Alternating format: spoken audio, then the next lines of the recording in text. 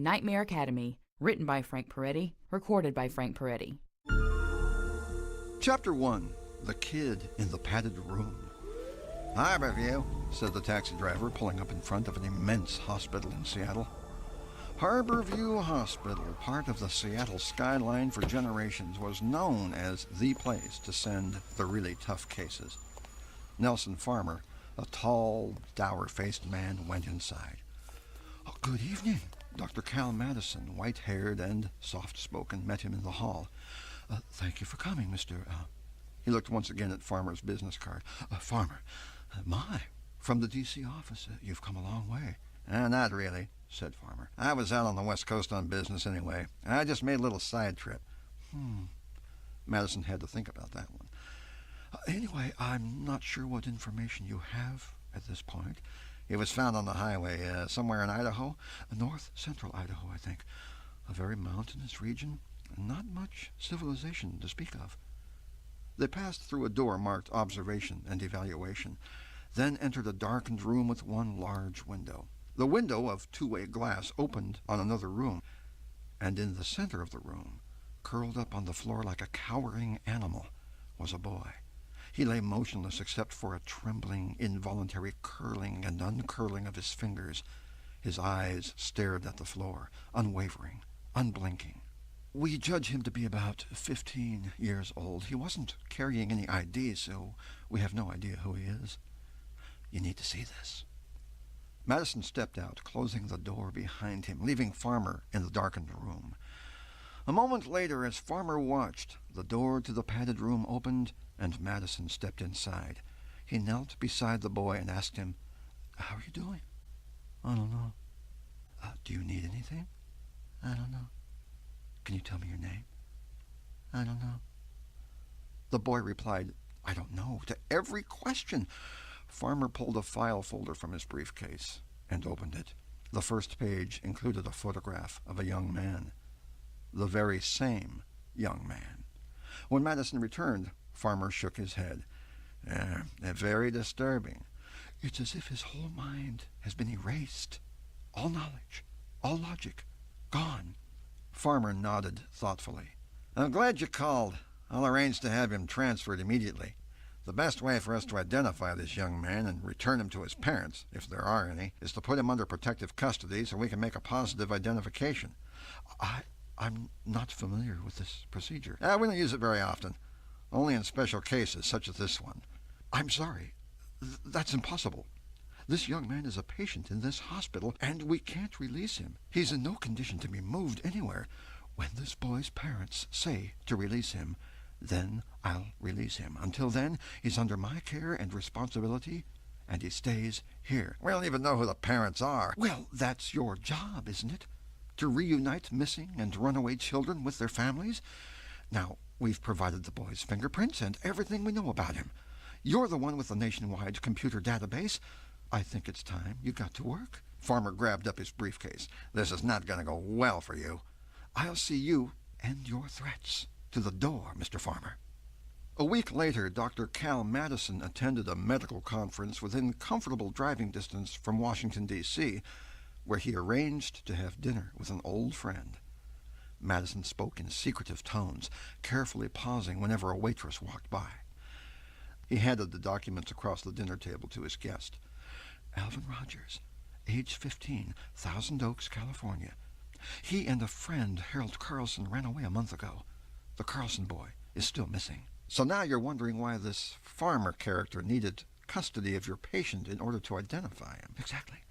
It wasn't necessary. I called the BMC, and he works for them all right, but the people I talked to weren't aware of any such policy. According to the people at the central office right here in Washington, he left rather urgently with only one destination, Seattle." "There's more.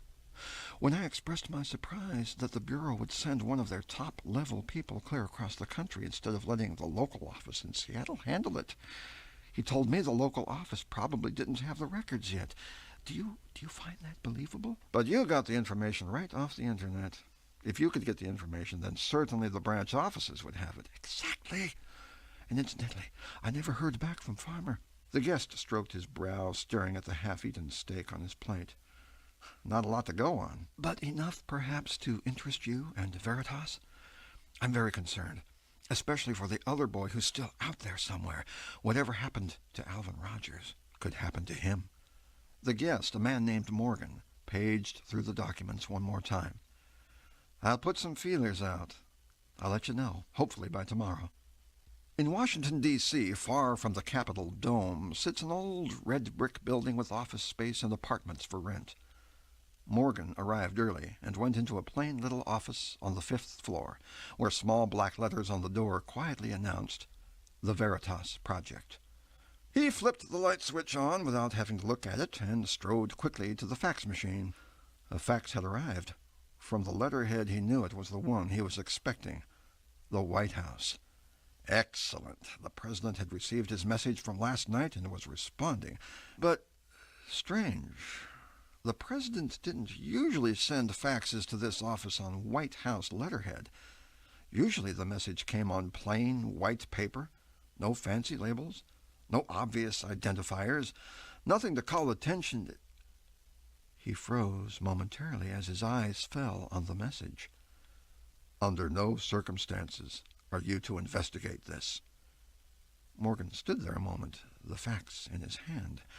The president had never sent such a short message, and never in all capital letters, and never without an explanation or follow-up questions. Morgan took the fax into his office and sank into his chair, letting it swivel him toward the window. The front door rattled open. It was his secretary, Consuela. "Good morning, boss." "Good morning. I'll make the coffee." "Please." "Oh," she came into his office. "You left your paper by the fax machine." She brought him the morning paper he'd forgotten about, unfolded it, and an envelope fell to the floor. Morgan stared at it for a split second, then picked it up and carefully opened it. Inside, a DVD in a white windowed envelope. A small note was attached bearing only 2 words. "Call them." "Consuela, call the airlines. Book me a flight for Missoula, Montana." Morgan pulled out the materials he'd gotten from his dinner with Madison and thumbed through them once again. The Springfields need to see this one. Chapter 2, On the Dark Side. Elijah Springfield, 16, had saddled the horses. His twin sister, Elisha, stood nearby, weight shifted to one hip, hat cocked back on her head. "Okay, Einstein, let's do some riding." The afternoon sun was still high, and the Montana sky deep blue. Elijah mounted his horse. Elisha had just put her foot in the stirrup when the dinner bell rang, but not for dinner. This was a special ring, calling them to the house for something important. Elisha, her hand on the saddle horn, wilted and then let go. "I hope it's you this time." Elijah dismounted, slightly miffed. "Hey! I fixed that fence rail. I owe no man anything." They came around the barn and looked across the pasture toward the big log ranch house. A rental car was parked in front, and Mom and Dad stood on the veranda with, was that Mr. Morgan? They gathered in the lofty, rough-hewn family room, Nate and Sarah Springfield, Elijah and Elisha. Morgan showed them photographs and documents. Then he slipped a DVD into their home entertainment system. "The clips you're about to see were videotaped at Harborview Hospital in Seattle by a friend of mine, Dr. Madison. I sent this footage to the White House along with our proposal, and you've seen the response I got. Under no circumstances were we to investigate this. Then, lo and behold, within minutes I found the entire contents of the videotape copied onto this DVD and hidden between the pages of my morning newspaper, along with a handwritten note." "Believable denial," said Nate. "Exactly," said Morgan. "If anything goes wrong, if the wrong people find out about this, the president can always say he told us not to get involved, that his administration had nothing to do with our investigation. Whoever sent the DVD did so without the president's direct knowledge, and he can say so." "Sounds shady to me," said Elisha. "It is. But it's obvious this whole operation has to be conducted with the same kind of caution, in the utmost secrecy. That's the rub. You're being asked to find out some things without knowing entirely why, or who knows why, or why such information is so important to whomever." Sarah shrugged her shoulders and said, Sounds like a government project to me. So let's see what's on the disc, Nate said. Upon seeing the very first image, the Springfields leaned forward in their seats, eyes riveted to the screen.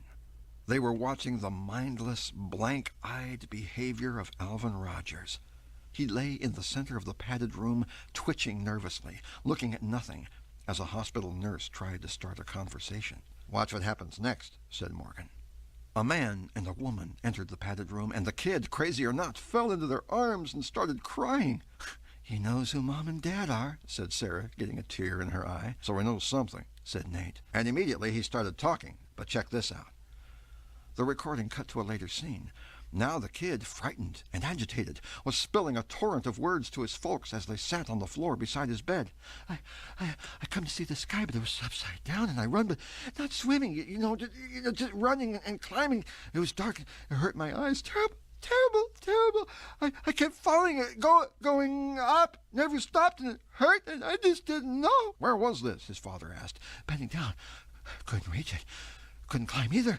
Had to go swimming, but the door wasn't there. His father said to someone off camera, Where in the world has he been? Who did this to him? Morgan interjected. Listen to this. Nightmare, said Alvin Rogers. Alvin's mother asked, What? Nightmare. The boy began to tremble. Nightmare Academy. His eyes grew wide, as if looking into a hell only he could see, and no more words came, only a long, pitiful wail. He began to kick and struggle, trying to back away from whatever he was seeing. Turn the camera off! Turn it off! Said his father, while trying to hold the boy down. The image shook, then blinked out. 1 month before this was recorded, Alvin Rogers was a fairly normal high school sophomore in Thousand Oaks, California. He was bright, and he stayed out of trouble. For whatever reason, maybe just for something crazy to do, he and a friend named Harold Carlson ran away from home and got as far as Seattle before disappearing. Now Alvin has turned up crazy and Harold is still missing. I guess you can figure out what your assignment's going to be, if you want it. Find out what happened to Alvin, Nate responded. And what became of Harold, Sarah added. And what the Nightmare Academy is, Elijah said. And what the truth is behind the whole thing, Elisha concluded. Morgan nodded. We'll put you in touch with a youth shelter in Seattle where the boys were last seen, and see if you can pick up their trail from there. I'll help you in any way I can, but remember, we're hunting for something that cannot know it's being hunted, or it might disappear before we can find it, Elijah said. Cool. Guess I'd better unsaddle the horses, Elisha said. Seattle, Washington is a beautiful city at night, a blanket of jewels mirrored in water, and when the sky is clear, the glimmering towers of downtown mingle with the stars. But, like every city, Seattle has its dark side, its troubled streets, its districts of decay that become gathering places for those who have nowhere else to go. This night, 2 wanderers apparently found each other while trying to stake a claim to a small stretch of concrete sidewalk and marble building that were still warm from the daytime sun. One was a boy about 16, dressed in ragged jeans, stocking cap, and tattered, oversized mackinaw. The other was a girl about the same age, with black, stringy hair, wearing a khaki jacket, jeans with holes in the knees, and a second-hand wool cap. Her only luxury was a pair of headphones, apparently her way of shutting out the outside world. Across the street and up half a block, in the doorway of a bygone brewery, a tired old vagrant relaxed on the concrete steps, his back against the bricks, just watching the never-stopping traffic. He coughed, pulled the collar of his old coat closer around his face, and spoke in a quiet voice. How's it look to you, Sarah? At the other end of the block, in the back of a large van, Sarah sat before an impressive bench of electronic gear and radio receivers, monitoring the conversation. We might try under the overpass again. The people at the youth shelter say a lot of runaway kids congregate there on the weekends after it gets late. Nate responded, Are you kids ready for another night under the overpass? Elisha made a face despite herself. She told her brother, They're talking about another night under the overpass. It's just hard to... Whoa. Just a minute. Somebody's coming. Elijah tried to look without looking. He saw her, too. I think she's looking at us. Nate could see the woman they were referring to. She was a young and pretty redhead, and obviously not a runaway or vagrant. She was dressed casually in dark slacks, woolly red sweater, pricey running shoes. "Hi," said the woman as she knelt down and offered a business card. "I'm Margaret Jones.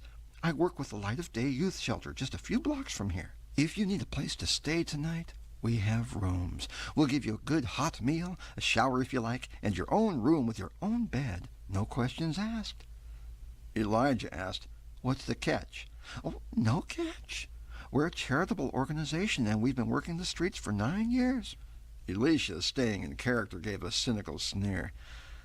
"You're not the Living Way Youth Shelter, are you? We've already been there." The woman laughed apologetically. No. We're somebody else. We just want to help kids in trouble. You may like us, you may not, but at least you'll have a room for the night." She held out another business card. Elijah accepted it with a shrug and read it aloud.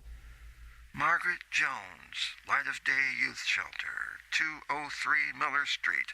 Shelter, Rescue, Counseling." Sarah entered the name and address on a laptop computer. "I'm not getting any matches.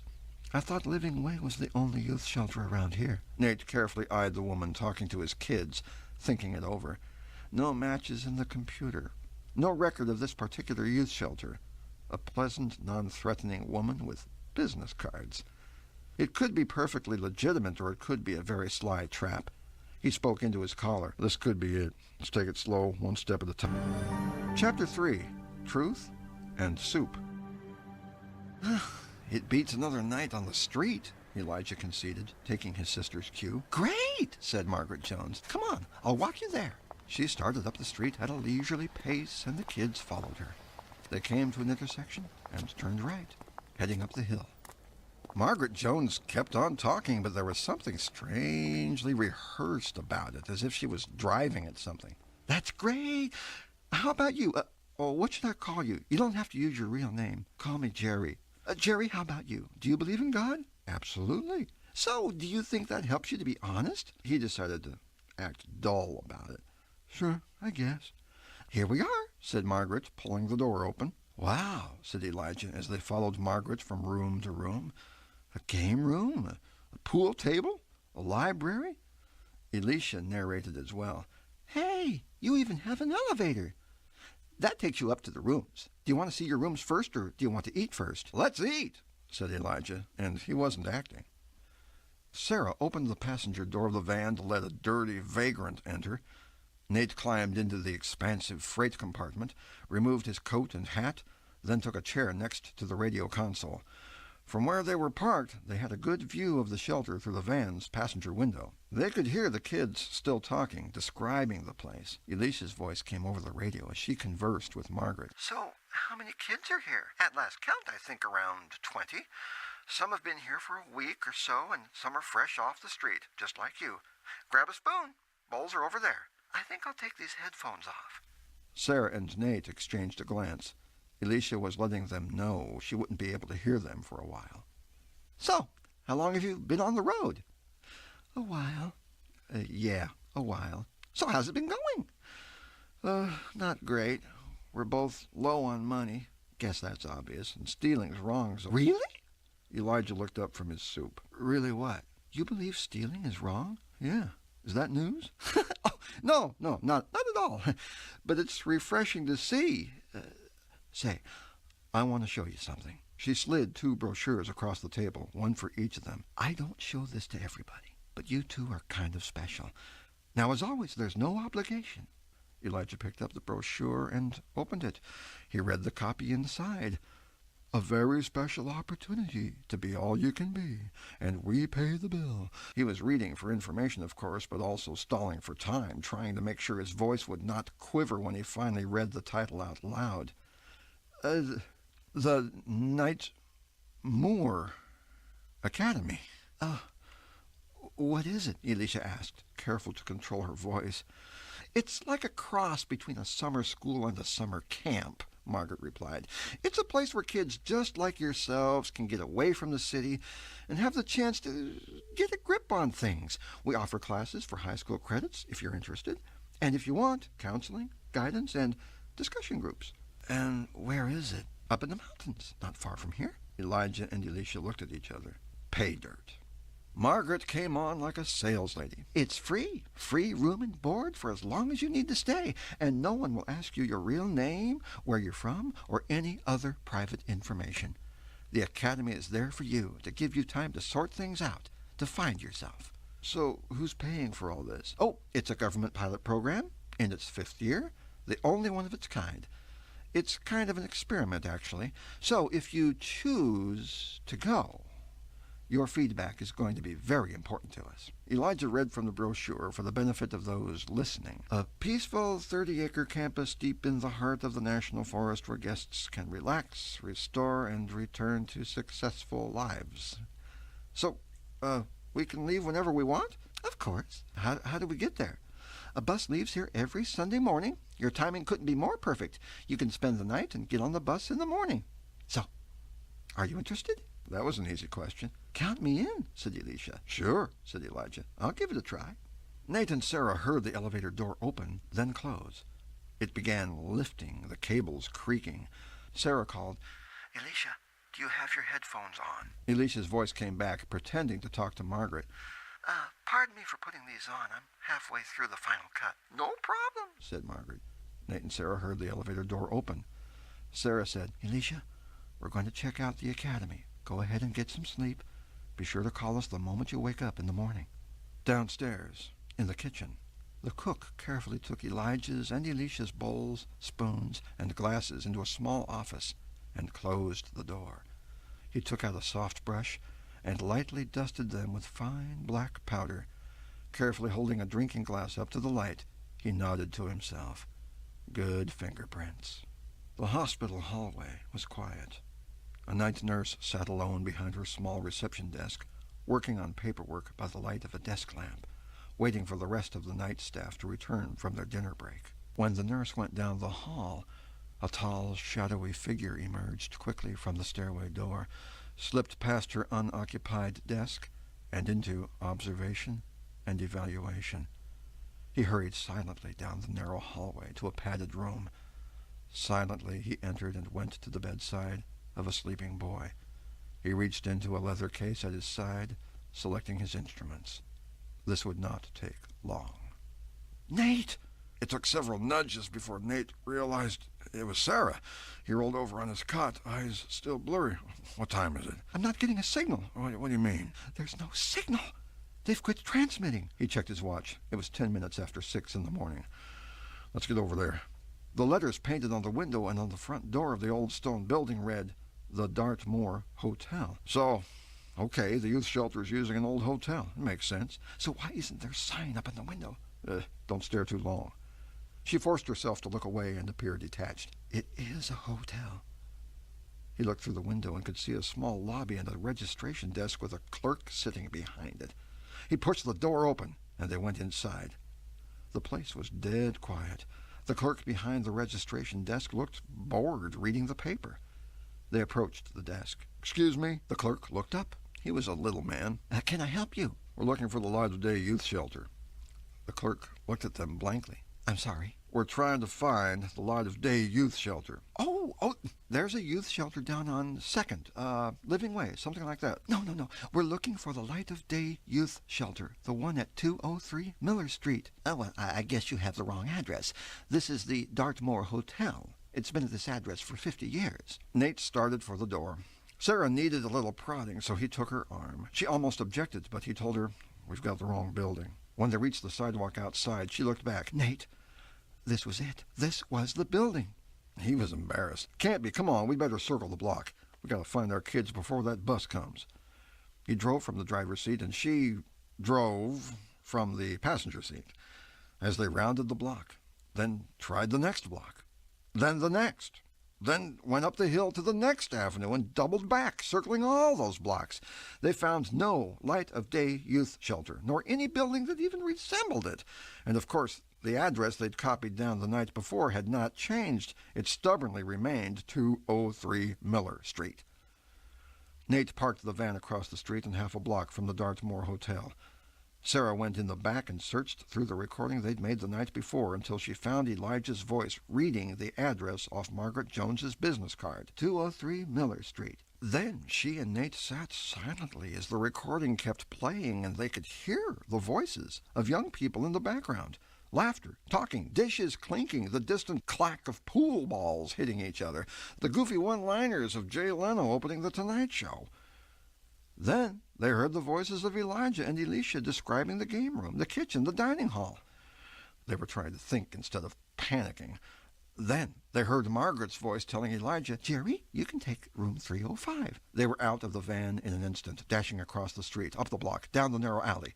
The Dartmoor Hotel had a back stairway. They went up the stairs as quickly as quiet would allow, then stole down the third-floor hallway. It was messy. They found the door to room 305. Inside, a radio was playing softly. Sarah knocked on the door. Jerry? Who is it? Whatever you're selling. We don't want any. Back in the front seat of the van, Nate and Sarah were speechless for an unnatural length of time. Whoever they are, they're very good at what they do. And they have our kids. Nate punched in a number on the van's cell phone, switching it to speakerphone so they could both converse. Mr. Morgan answered on the second ring. "Nate, I was going to call you." "Morgan, we've tracked the kids to a certain point, and... And? The kids aren't there. But that point isn't there anymore either. It's gone, like it never existed." "Morgan, who in the world are we dealing with?" There was a significant pause before Morgan replied. "I have one clue for you. Alvin Rogers, the boy in the hospital, is dead. And I'm quite..." Chapter 4. Waking Up in Nightmare. Elijah began to wake up, but very slowly. He sat up on the bed, pausing a moment to let some dizziness pass. With some effort, he rose to his feet and went to the window. He remembered he and Elisha did agree to give the Nightmoor Academy a try, but he hadn't the slightest memory of how they got from that moment and that place to this one. A male voice called from outside the door. "Hello, Jerry? You awake?" "Okay," Elijah told himself. "I'm still Jerry." Who is it?" "Clyde Stern, the dorm superintendent. Let's go. You've got a meeting with the dean in 5 minutes. Elijah opened the door. The man standing outside was dressed in a burgundy blazer, white shirt, black slacks, black tie. He made a face as if he were looking at a slob. "Where's your uniform?" I don't know about any uniform." Stern looked past Elijah into the room. "Don't give me that. It's right there in your closet. What have you been doing all morning?" "Bingham's going to have a cow." "Who?" "Mr. Bingham, the dean, remember?" "I guess I'd better change." "No time, kid. Bingham doesn't wait." Elijah followed Stern, walking briskly. Nothing was making much sense yet. His mind was still fuzzy. He could definitely smell himself, and he was still trying to catch up with everything. "What about that girl who was with me?" She's going to meet us there." So she's okay?" "She's great, in a lot better shape than you are right now." They went out a door and into the sunshine, taking a walkway that led across the campus. "I take it this is the Nightmoor Academy?" "This is the place. That's the library right there. That building over there is the recreation hall. That's the dining hall. We have 4 dorm buildings. A and C are for girls, B and D are for boys. Don't get them mixed up." The scenery all around the place was spectacular. Mountains, tall forests, snow-covered peaks in the distance. "So how did I get here?" "Man, you'd better get tuned in. You rode the bus up here. Don't tell me you don't remember." "I don't remember." I can believe it. We get a lot of your kind in here, so strung out they don't remember anything." Elijah had been eyeing one thing that looked out of place. At the far edge of the athletic field was a high stone wall with a big iron gate. And on the forested hill beyond that wall stood an impressive mansion with ornate gables, complex corners, tall windows. "You don't want to go up there." But what is it?" Here comes that girlfriend of yours." Elijah looked up the sidewalk, and the sight made his day. His sister was coming their way, accompanied by a small, bookish woman. Elisha was wearing a female version of the standard Nightmoor uniform. Burgundy blazer, black skirt. Somebody made a fortune selling uniforms to this place. She looked like a posh private school girl. She broke into a big smile when she saw him. "Hey, you're alive!" "Pretty much," he answered, deciding not to run and hug her. "You look like dirt." "Yeah, rub it in." "Step this way," said Mr. Stern. "Mr. Bingham's waiting." "You feeling okay?" kind of woozy. Me too. Hello. Welcome to Knightsmoor Academy. You don't have to give me your real names. I am Mr. Bingham, your Academy Dean. Hi. Young man, you do have a uniform, don't you? I wasn't aware of it until 5 minutes ago. Uniforms are one of the few requirements we have here. They're important. They maintain comradeship among the students. We are all equals here. Mr. Bingham, just where is this place? Where would you like it to be? I don't mean to evade your question, but starting now, you must consider this a rare opportunity to create your own world, the way you would have it. Wherever you came from, you were controlled by the expectations of those around you. Parents, teachers, church. You did what they told you. You believed what they told you. And truth, well, truth was theirs, not yours. But you fled from that, didn't you? Trying to find your own way. A world, a truth that fits you better than what you had at home. So, consider this the first real step of your journey. Here's where you can think for yourself, study for yourself, to find your own truth, whatever you want it to be. My own truth? You're permitted to be yourself if you so choose, but you can also choose to be somebody else. What matters is that you are happy with whom and what you decide to be. He began to walk slowly, studying them from different angles. As part of this process, we require participation in discussion circles with Mr. Easley, a chance for you to toss around new ideas and for us to gauge how well we're doing. There will be a discussion circle at 1:30. Please be there. For your own safety, this is a closed campus. No leaving. We're out in the middle of hostile wilderness, with national forest for miles in all directions. If you venture too far into those woods, you could become lost, and we would have no way to find you. And besides, we not only have bears, we have cougars. So the only safe place is inside the boundaries of the campus. Are there telephones? Oh, heavens, no! That would bring in the outside world and taint everything we're trying to accomplish here. But just what are you trying to accomplish? No doubt you've noticed the mansion on the hill? Sure have. What's up there? The mansion is off limits. This campus is your home. The mansion belongs to your faculty and leadership. We all have our own kingdoms. You have yours here, we have ours there. Respect that. Agreed? They nodded. Agreed. I assume you have very little money. Bingham brought out 2 small cloth bags closed with drawstrings. These are Knightsmoor dollars. He handed each of them a bag. Inside were shiny metal coins the size of a quarter and light in weight. These are the Academy currency, good for purchases at the campus exchange. Each of you gets 25 KMs to start. You can earn more and spend it all. It's up to you. He sank into his chair. On behalf of the faculty and staff, welcome. Thank you, they answered, still bewildered. The door opened again, on cue. Mr. Stern ushered them out of the office and back down the hall toward the front door. Morgan's face spoke from the screen on Sarah's laptop. We'll have to communicate through this discreet system and not trust the telephones. Let's not help our adversaries any further. Morgan, they have our children. They mustn't know it. They have to think they've picked up 2 runaways, not 2 investigators. Keep in mind that whoever it is could have spies in the sheriff's department, the police, the Bureau for Missing Children, the hospital staff, anyone and everyone who had anything to do with Alvin Rogers. And until we find out more about Nelson Farmer, I wouldn't go anywhere near the BMC. You're not making this easy. We'll be in touch. The image blinked off the screen, leaving Nate and Sarah feeling very alone. Sarah wasn't about to sit still, not with her kids missing. Nate, we have to trust somebody. How about our friends at the youth shelter? The real one. Alicia had that new girl in school feeling as she approached the volleyball game. None of the kids playing the game paid her any mind. The game was getting intense, coming down to the wire. Mr. Easley sounded his whistle. Okay, that's it. That's game 21-18. Good job. No fair, a black girl in dreadlocks wailed, pointing at the tall white guy. The ball hit the ground before he hit it. So, said the black girl's companion, a stocky Hispanic who must have cut her own hair. Mr. Easley had to blow his whistle to get their attention. Listen, see what you're doing? You're falling into that old trap again, trying to see things as either or. You're saying either they won or we did. That's either or. But let me ask you this. Did you enjoy the game? Yeah, till a few seconds ago, said the little Hispanic. Then it was an experience, wasn't it? You have power over the experience to make it what you want. So it's the experience that matters. If you enjoyed playing the game, then you've already won as long as you think you've won. You can all be winners and the score doesn't have to mean anything. That's both and. Come on, Maria. See if you can say it using both and.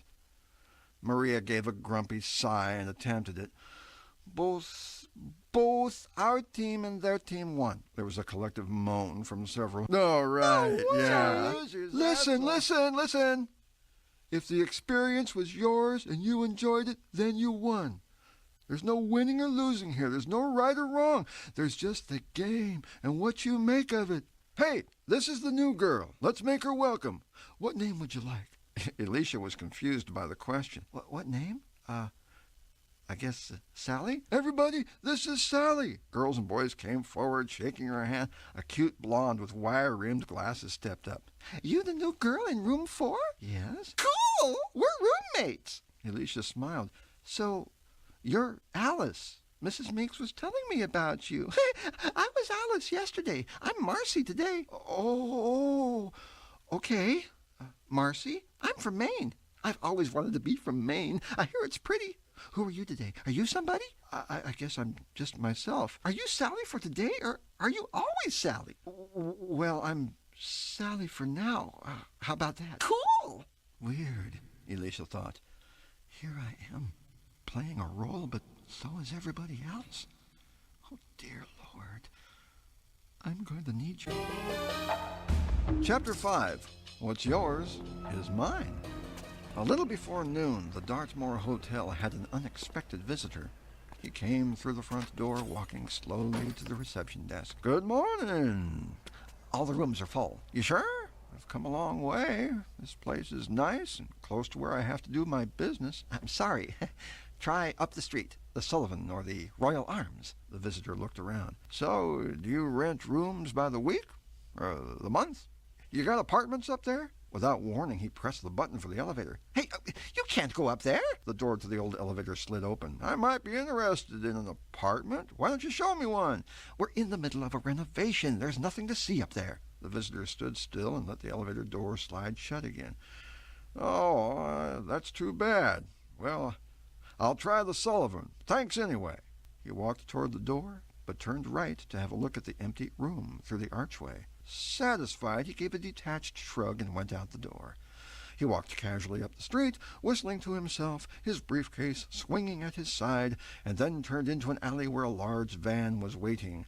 He hopped in, and the van rolled down the alley. Sarah was behind the wheel. Perfect. I think we got it all. Nate was in back, manning all the electronic surveillance gear. Thanks, Charlie.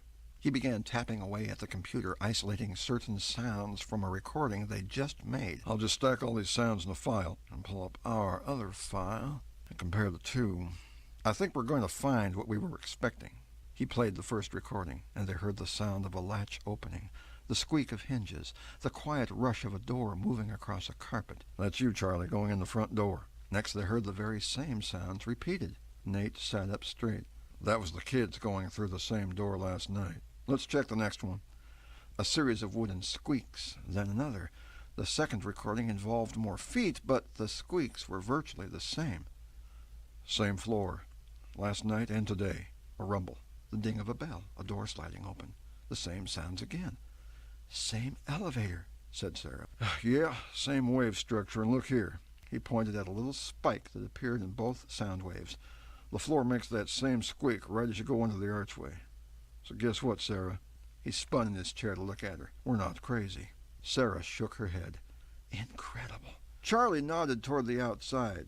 So, how about a bite to eat? It's about that time. They climbed out of the van, stepping into a narrow alley and up to a plain little door with a neatly worded sign. Living Way Youth Shelter. Everyone welcome. Charlie led them into a dining hall where nearly a dozen kids were starting their lunch. Anita, Charlie's wife, was just getting the kids' attention. Okay, put the spoons down. We're going to pray. Dear Lord, We thank you for this food and for this home. Please warm our hearts as we feed our bodies. Amen. The kids started slurping their soup and passing the bread. Nate, Sarah, and Charlie found a table over in the corner where they could talk. Charlie Ramirez and his wife Anita started the Living Way shelter 6 years ago as a ministry to runaways. Abused kids, wayward kids, rebellious kids, kids with nowhere else to go. I've never heard any of the kids talk about another youth shelter in town, Charlie said. I never had any idea. Could you start asking around? Asked Sarah. The way these kids circulate on the street, somebody had to have heard something. And ask them if they've ever encountered a woman named Margaret Jones, or if anyone's ever heard of the Nightmare Academy. We heard Elijah and Elisha talking about it, but we're not sure of the correct spelling. This Margaret Jones woman showed the kids a brochure. We need to get our hands on it. Charlie was making a list. Dear Jesus, help us. When Elijah showed up for the discussion circle with Mr. Easley at 1:30, he looked sharp. His uniform, interestingly, fit him perfectly. It made him wonder, how did these people know my exact measurements? Did they come into the room with a tape measure while I was asleep? Ugh. What a creepy thought. Mr. Easley smiled at him. Hey, what's your name today? Oh, Jerry. Sorry I'm late. Hey, there's no such thing as being late to discussion circle. Everybody comes when they feel like it. You do what you feel.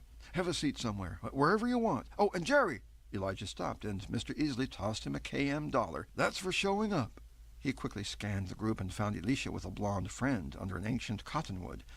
He settled on the grass near her, but not right next to her, catching a welcome from her eyes. Take off your tie if you want, said Easley.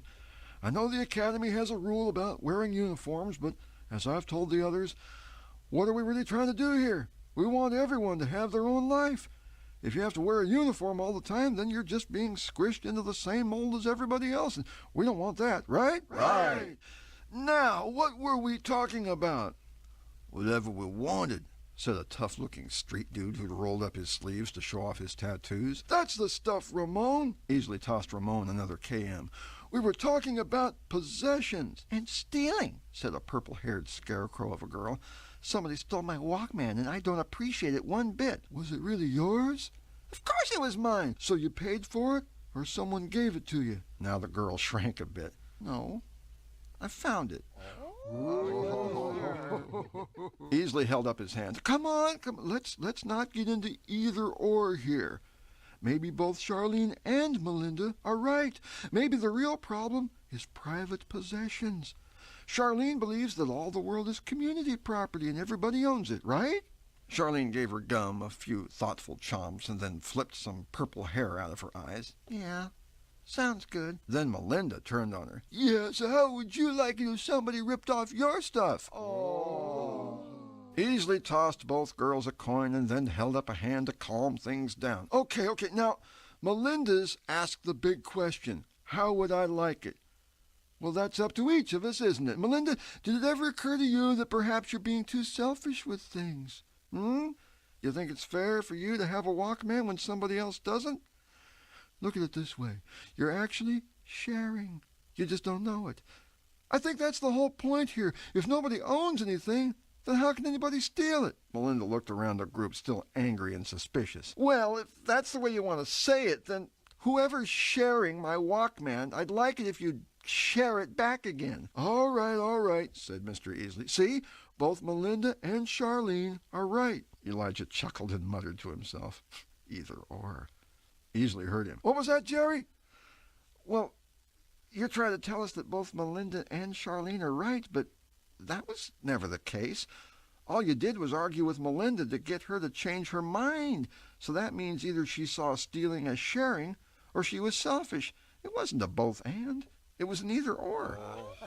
Now a few oh-hos arose, and Elijah even heard one fellow say, He's got you there. But now Elisha's mental stew was about to boil over. She jumped in, and I'm not even sure she's changed her mind, and I don't think she should change her mind. Sure, it's good to share, and which shouldn't be selfish, but calling stealing sharing doesn't make it sharing. It's still stealing. And stealing's wrong, and if Melinda stole that Walkman, she was ripping somebody off, and whoever took her Walkman without her permission was ripping her off. Easley just smiled. Sally, you're new here, so it'll take some time for you to catch up. I think all of us have been raised with certain ideas of right and wrong. But now we can build our own world right here and create a new truth. Alicia was on a roll. A new truth? Like what? He smiled, pleased at the thought. Whatever we agree on. You see, right and wrong are what we choose to make them. Elijah piped up. He couldn't help it. Is that statement you just made right or wrong? Easley didn't appreciate the question. It depends on what the group thinks. So now it's what the group thinks? What if the group decides you're wrong? Would you still be right? Well, I can still have any truth I want in my own mind, so you can have it both ways at the same time. Exactly. Both and. Both Melinda and the group are right. That's madness, said Alicia. You can't have it both ways. Sure you can. Both and, said Easley with a shrug and a smile. Some in the group laughed. Some moaned. No. I'll tell you why. Some of us feel it just might be worthwhile to help the next generation rise above their petty differences and live in peace and brotherhood. That's what this academy is all about, Jerry and Sally. Peace, unity, brotherhood. And I believe we can do it. We need to keep getting better, and then get still better, and then better than that, until we finally get there and we have one big peaceful world we can all be proud of. And all you two are doing is destroying the very things we're about. Bringing division, factions, squabbles over words. It was a stirring speech, and Elijah and Alicia could feel the winds of opinion aligning in Easley's favor. Every other boy and girl eyed them, seeing them as Easley did, as objects of shame and scorn. Easley's voice softened. I think you need to examine your hearts, as all of us are doing every day, and ask yourselves, what do I really want? To win an argument or win a friend? To stir up strife or live in peace? To create factions or knit together a human family? I think it's been a good session. We've been challenged and given a lot to think about. That's it for the day. Try sharing something. See how it feels. Then Easley headed back across the field. A silence hung over the group like a cold fog. The kids watched Easley for a long, pondering moment before they could finally meet each other's eyes. Melinda turned to Charlene. You can share my Walkman. She nodded and said, so can you. They all rose from the grass, picking up ties, shoes, and blazers, and having quiet, peacemaking conversations as they walked away. No one said a word to Elijah or Alicia. Alicia could see warning signs in her brother's face and hurried over to touch his arm. Let it go, let it go. We don't need any more attention. He took a deep breath, calmed himself, and nodded. Nate and Sarah were busily at work in the back of their van, compiling a database, bit by bit. Nate was getting nowhere quick on his computer. The first place Alvin Rogers shows up as a matter of record is with the Kootenai Medical Center in Coeur d'Alene right before he was transferred to Harborview. So we do have him popping up in Idaho, but that's all. There was a loud rap on the passenger door up front, and then it opened. It was Charlie. Nate and Sarah, we've found somebody. They followed Charlie into the dining hall where they met Tyler, an older teen, 19 to be exact. His life was much more put together since Charlie and Anita had taken him in 3 years ago. Charlie explained, we were talking about things, how it's going, what are his plans, and then I asked him about this Nightmare Academy thing. And hey, Tyler, tell Nate and Sarah about that lady you met. Her name wasn't Margaret Jones. It was Suzanne Dorning, and she met me on the street down in Phoenix. Phoenix, exclaimed Sarah. She's been around, if it's the same woman. She invited me to get on a bus and head out for a summer academy where I could earn some high school credits and meet other kids from all over the country. She made it sound great, but I told her no. Something that sounded that good couldn't be on the up and up. Don't suppose you can describe her? Nate asked. It was 3 years ago. Don't remember that much. She was kind of a redhead, I think. She was kind of young, pretty. How do you even remember her name after so long? Tyler reached into his coat pocket and pulled out a wrinkled scrap of paper. She wrote it on the back of the brochure. Nate and Sarah thought their hearts would stop as Tyler slid it across the table. I stuffed it in my backpack and just left it there. When Charlie asked me about it, I remembered seeing something about an academy, and we dug it out. Same old backpack. Charlie wheezed with laughter. Does God answer prayer or what? The brochure was in color. The front read, Nightmore Academy. Inside were photographs of a campus in a forested setting, classrooms full of bright, cheery students, and catchy claims. Get a head start on your educational future. Learn as you've never learned before. We don't just teach history, we make history. On the back was Suzanne Dorning's phone number and the address of the academy. Let's call the number. I already did. It's disconnected, no longer in service. But we have an address, said Sarah. It wasn't much, just the name of the academy, followed by Borland, Colorado. I wonder if Borland, Colorado is still. Chapter 6, Rules and Power. How are you feeling? Elijah asked. I think I'm finally awake, Elisha answered. Do you remember the bus ride? No. Neither do I. I think there was something in that soup we ate. Elijah, this place is a fantasy land. Everybody's pretending. There's a weird mind game going on here. Tell me about it. Do you still have your radio? Yeah. I have mine too, but the headphones are gone. Better keep a close eye on your stuff, what there is of it. Uh-huh.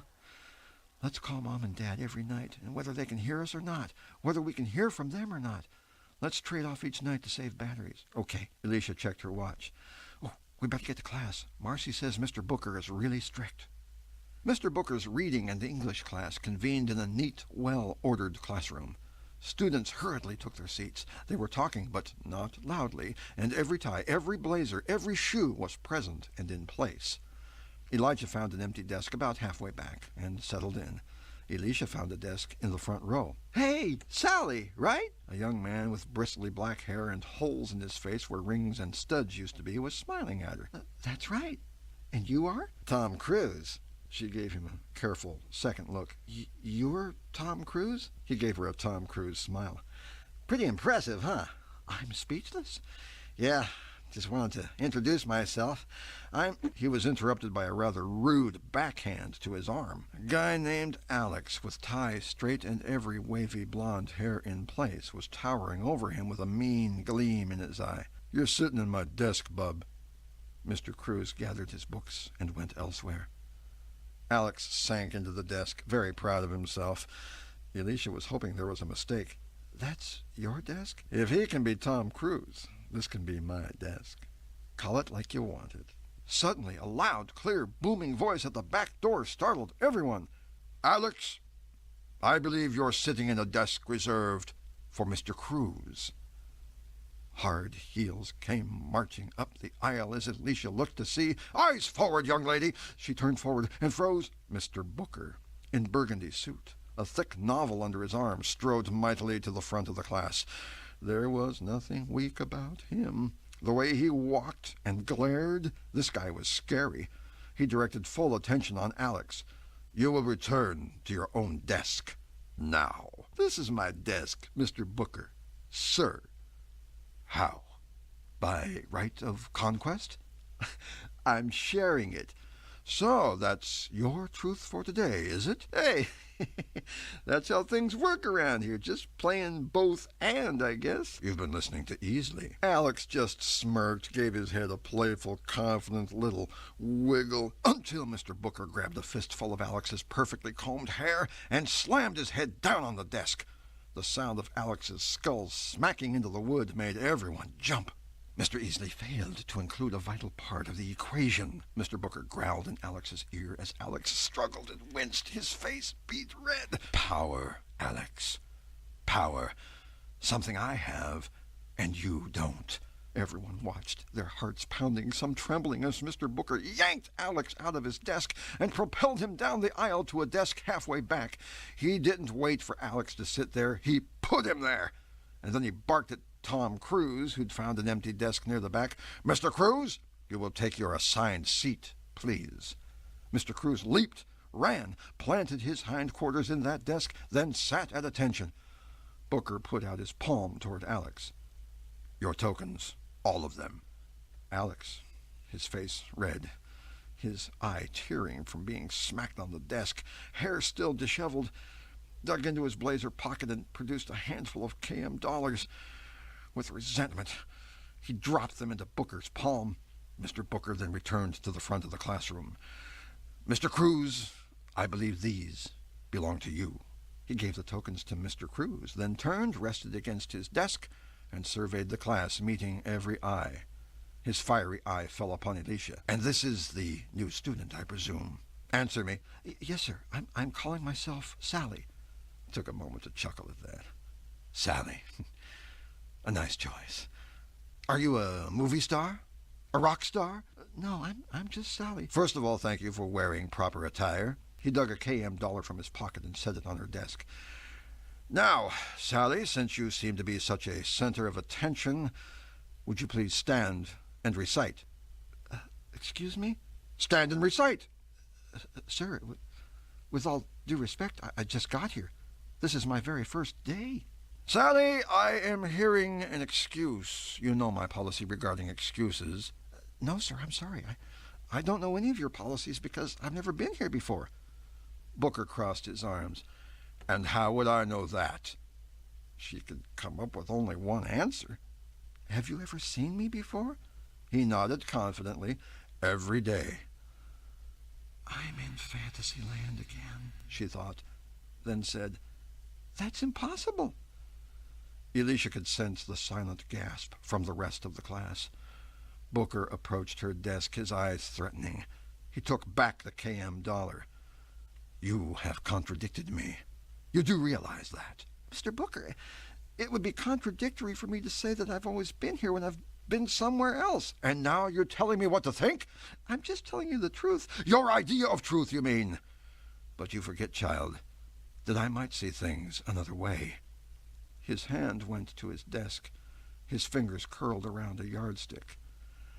I might prefer to believe that you have always been here, that you knew good and well what the assignment was, and that you are trying to challenge my authority. He brought the yardstick around. You will stand, and you will recite. He raised the yardstick, ready to bring it down on her shoulders. You will stand, or I'll recite! Elijah jumped to his feet so fast his desk dumped over with a horrible clatter. Head spun around. Eyes, wide, intense eyes, locked on him. Time froze. Still holding the yardstick, Booker stood motionless like a still photograph from a scary movie and glared at Elijah. He turned and walked down the aisle, his heels loudly marking each step on the hard maple floor. I did not call on you.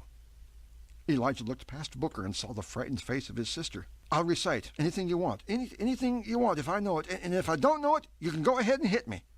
Booker was impressed. He stole a glance at Elisha.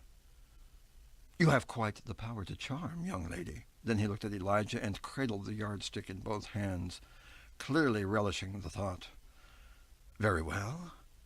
Recite, but I warn you, try your very best to please me. Exodus, chapter 20.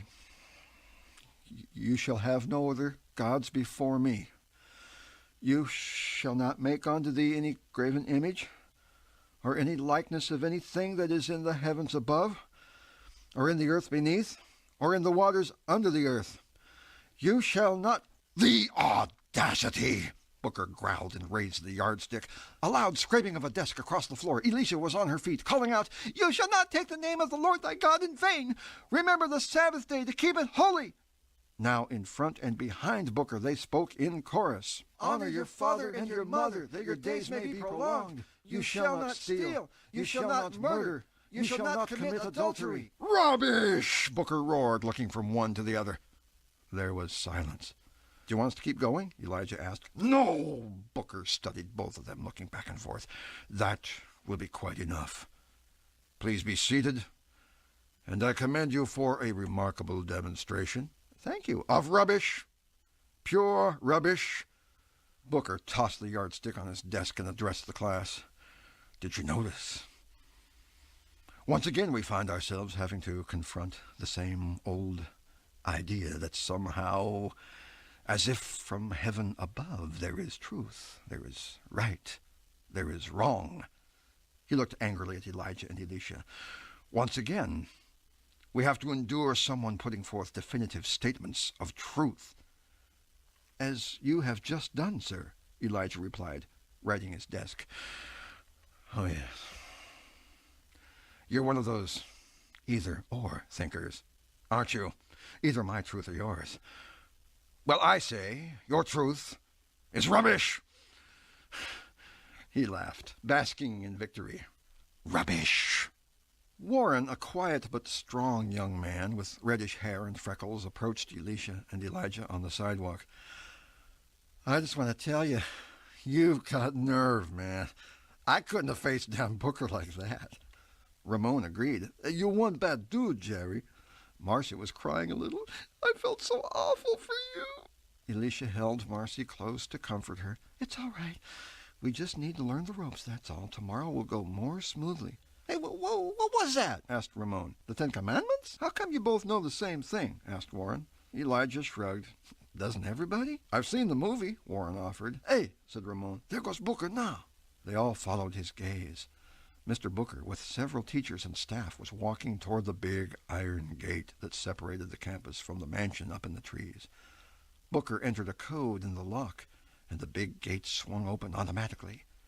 As soon as they had all passed through, it swung shut again. Just like prison bars, said Elisha. I wouldn't mind a closer look at that place, said Elijah. Oh, don't even think about it, said Warren. Somebody already tried sneaking in there, and we haven't seen him since. You mean one of the kids? Like us? Elisha asked. Yeah. Just stay away from there. Don't worry about it. But what do they do in there? Elijah asked. It's Academy headquarters. Offices and stuff. It's private. That's all. Come on. Let's grab something to eat and then let's rock out. The rec center was a huge pavilion wholly devoted to games, amusement, distraction, and sensory overload, and the doors opened at 6 o'clock every night. The video arcade rivaled anything the kids might find in the big city, with row upon row of roaring, thumping, off-road racing, downhill skiing, bad guys shooting, alien blasting, fighter jet flying, body-bashing machines, flashing, beeping, blurping, exploding, a hot-buttered carnival of glittering lights in the semi-darkness. Everything that met the eye was overstated, from the comic art and blaring movie posters on the walls to the green, purple, red, and blue neon logos. Elijah and Elisha decided to split up and mingle, carrying on semi-shouted conversations with anyone who was talkative. The mansion? That's where all the bigwigs live, a lanky pool shark named Andy told Elijah. Some kids are saying weird stuff about it, but don't believe everything you hear. Marcy introduced Elisha to Brittany and Madonna. You ask me, that mansion's haunted, said Madonna, leaning on the pop machine as she checked out the boys in the room. I wouldn't go up there, said Brittany. One night we heard somebody screaming. I'm not joking. You don't know what Booker and Bingham might be doing up there. Did one kid really go up there? Elisha asked. Yeah, first night we were all here. Some kind of dare, I think. What happened to him? He tried to climb over the wall, and he fell inside. And then he screamed, and now he's gone. That's all I know. Brittany caught a glance from Madonna. Well, it isn't true anymore. I mean, it happened, but now it didn't. Hey, the Booker game's open. Want to play? Madonna asked. Sure, said Elisha. What's the object? Whoa, What's the object? What's the object? What's the object? He got in trouble, said Eric, a wiry little guy shooting alien spacecraft out of the sky. He got in a fight, so Booker and Stern took him up to the mansion, and I guess he got sent home because we never saw him again. Of course, you got to remember, that's just my truth. That's the way I saw it. Did you know this guy? Can't say I know anything. I don't know his name. Don't know if he even existed. But if he did, I think he was a friend of Alex. Elisha was just starting to win at the Booger game when someone nudged up close behind her and asked, How's it going? It was Alex. Marcy, Brittany, and Madonna turned all giggles.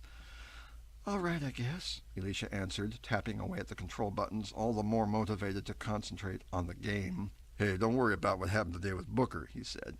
We're going to even things up. Just you watch. Elisha, investigating, asked, And just what did you have in mind? He put his big hands on her shoulders and whispered something in her ear.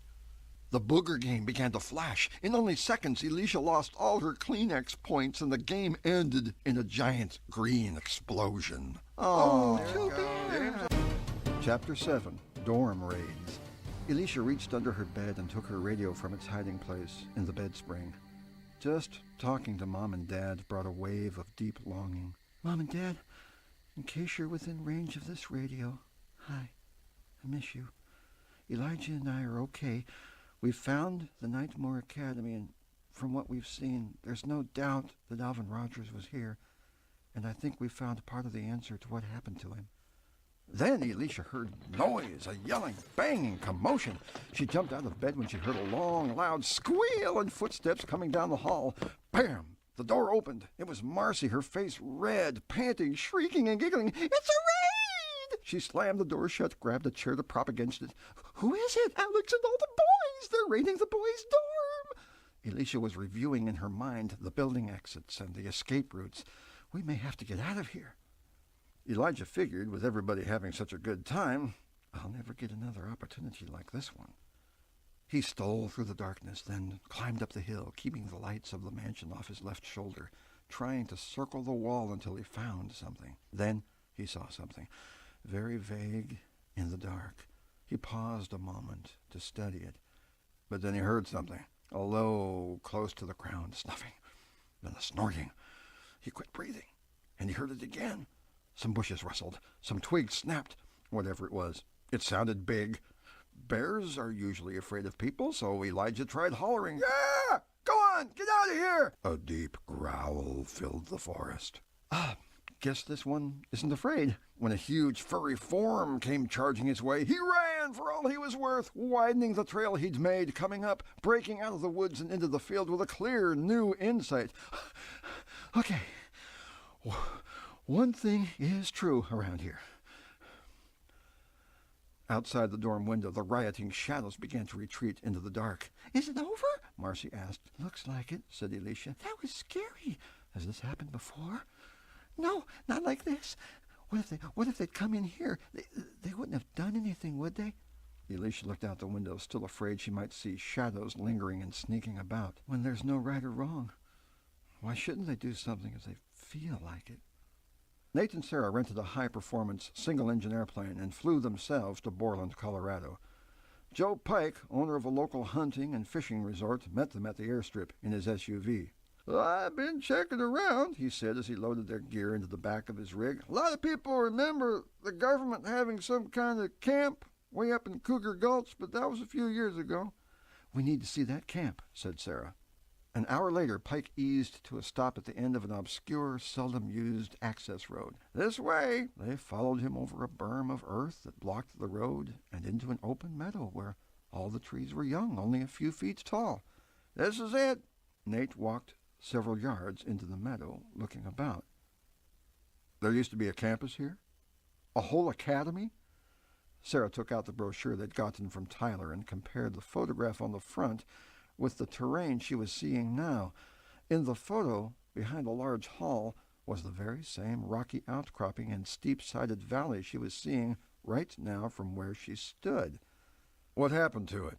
Couldn't have just rotted away in so short a time." "Oh, near as anyone can tell, the government came in and tore it all down. Then they replanted the area, and they did it quick. If you hadn't lived and hunted here and seen it for yourself, you'd never know there was such a thing." Steve Mackelberg, the owner of the local filling station, shed a little more light on it. "Yeah, we saw the big yellow buses go by, full of kids, then 2 weeks later we saw them all go by again, heading home. You ought to talk to Vicki Johnson, the hairdresser. She and Gus worked up there." Vicki Johnson talked while she cut a customer's hair in her one-chair beauty shop. "My husband and I got on as assistant caretakers. And then they said thank you and they ran us out of there. We got our paychecks, we put a new roof on the house. The next thing we knew, the academy wasn't there anymore. Your tax dollars at work." "Where did the kids come from?" Sarah asked. "Oh, all over the country. The academy recruited kids in the high schools." Any particular schools?" Oh, you'd have to talk to, what was her name anyway? She was the recruiter in charge of getting kids signed up." Sarah looked at the back of the brochure again. "Suzanne Dorning?" No. It was something like Katie or Kathy. With her scissors, she pointed out one of the snapshots taped to the walls. "That's her right there, standing between me and Gus." Sarah and Nate took a close look. There was a cute red-haired lady proudly holding up an impressive trout. "We enjoyed Kathy, that was her name." Sarah gave Nate another second to study the photo and then looked at him. "That's her. That's Margaret Jones." It had been one very tense day. All the darkness and all the stealth of the previous nights didn't keep everyone in Dorm D from knowing exactly who raided them, whose idea it was, and exactly what was taken. The word sharing was floating around like the punchline of a joke. That evening, the music was playing as loud as ever in the recreation center, but only half the video games were roaring and the pool table was deserted. Most of the kids didn't want to leave their rooms for fear that what little possessions they did have would not be there when they returned. The talk had gotten around, and everyone expected trouble. It came. Elijah heard a loud rapping on his window. "Elijah! Elijah!" It was his sister. He cracked the window open. "What are you doing here? You're going to be raided." Elijah heard a terrible crash at the end of the hall. "I think they've arrived." He could already hear a terrible tumult in the hallway. He quickly stepped outside his door, closed it behind him, and stood there overwhelmed. There were no fun and games out here. A mob of guys 24 strong were muscling their way into the rooms, getting shoved back by the occupants. 2 guys trying to push their way into room 13 were rammed backward by a chair in their gut. Alex was in the hall, taking on all comers with what appeared to be a chair leg. By now there seemed to be 5 all-out fistfights going on. 3 of Elijah's neighbors were now in the hallway, visibly frightened as they stood near their doors watching a wave of violence come their way. Elijah knew what to do in their case. He spread his arms toward them like a cop doing crowd control. "Guys, get out of here. It isn't worth it." Warren, Elijah's neighbor, was angry and stood his ground. "They're not taking my stuff." Elijah turned just in time to see 3 guys coming their way, ready to challenge that. Warren, it isn't worth it." It took only microseconds for Elijah to think it through. 3 against 1. If Warren runs, they'll chase him and they'll get what they want. 3 against 2? Well, at least the odds were better. "It's worth it," he concluded, and stepped into their path. For more of Frank Peretti's Nightmare Academy, go to CD2. Chapter 8, Crusades and Inquisitions. Dorm A had become a battleground, just like Dorm B, only a few octaves higher. Everything was flying everywhere, including the frequent flash of pilfered KMs. There were slap clashes, tugs of war, shrieks, cursing, screams, and threats. Girls were scratching, biting, kicking, pulling hair. Elisha went into the melee only deep enough to grab a fistful of Marcy's blouse and yank her out the door. "How dare you! Are you out of your mind?" Marcy was indignant over the interruption. "What's your problem?" "What's my problem?" Elisha wanted to slap her. "Kids got hurt last night, and they're getting hurt tonight. Stealing and wrecking things and finding it's wrong." "No, it isn't. We're just getting back at them." Melinda came running out the door with a brand new Walkman in her hand. "Hey, Cher, you're missing out." Again, Elisha was incredulous. "Melinda, what are you doing? You can't take that." "Sure I can. I want it." "Melinda, aren't you the one who was all upset because somebody stole your Walkman? Don't you remember how it felt to be ripped off?" "I feel good now. It isn't wrong if we're having fun. Come on, Cher." "Cher?" Elisha questioned. "I got tired of Marcy," said Elisha's roommate as Melinda pulled her back inside. "Had enough?" Elijah stretched out his hand as a token of friendship. The big guy's back pain and abdominal discomfort gave way to embarrassment and wonder. He remembered grabbing Elijah with every intention of putting his head through the plaster, but whatever happened between that moment and the moment his own body slammed into the floor was a stomach-turning blur. "What's your name?" Elijah asked. "Rory." "I'm calling myself Jerry. This here is Warren." Elijah was still offering his hand. Rory took it, and Elijah helped him to his feet. "You're good," Rory said, rubbing his bruised shoulder. "You're pretty good yourself," said Elijah. The big raid was over. Brett and his whole gang had done enough damage and received plenty, and now they were gone. Alex and the men of Dorm B were picking themselves up, gathering up their scattered belongings and counting what items weren't there anymore. Overall, the mood was sour. At the next day's discussion circle, Mr. Easley kept wearing his smile as he addressed a group of scowling, bruised, and scratched students. The whole group was divided, the A and B dorms on Easley's left, and the C and D dorms on his right, and sitting prominently on each side, eyeing each other like 2 roosters in the same chicken yard, were Alex and Brett. You could feel the tension. "We're actually getting better and better," said Easley. "Did you know that?" As we keep evolving our capacity for good from generation to generation, we need to pitch in for peace. Elijah raised a hand. Why? What's wrong with war? War is exactly what we're trying to avoid. And Jerry, I don't appreciate your even bringing up the subject. I didn't bring it up.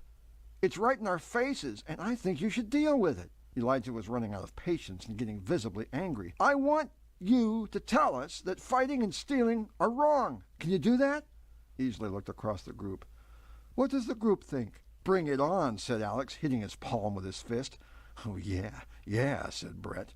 Except for one thing, said Easley, addressing all of them. Respect. Alex thought that was funny. Respect! Respect! Listen, our world is full of different cultures, different views of right and wrong, and we're seeing an example of that right here. But we don't have to agree with anyone else's idea of right and wrong as long as we simply respect each other. Elisha piped up, Mr. Easley, in some cultures they love their neighbor. In some cultures they eat their neighbor. Which do you respect? I respect them both. You can't have it both ways, Elisha said, actually scolding him.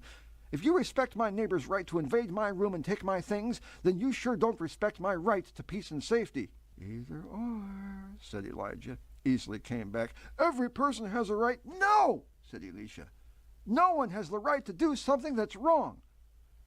Easley leaned toward her. And I suppose you're going to tell us what's right and wrong. I don't decide what's right and what's wrong.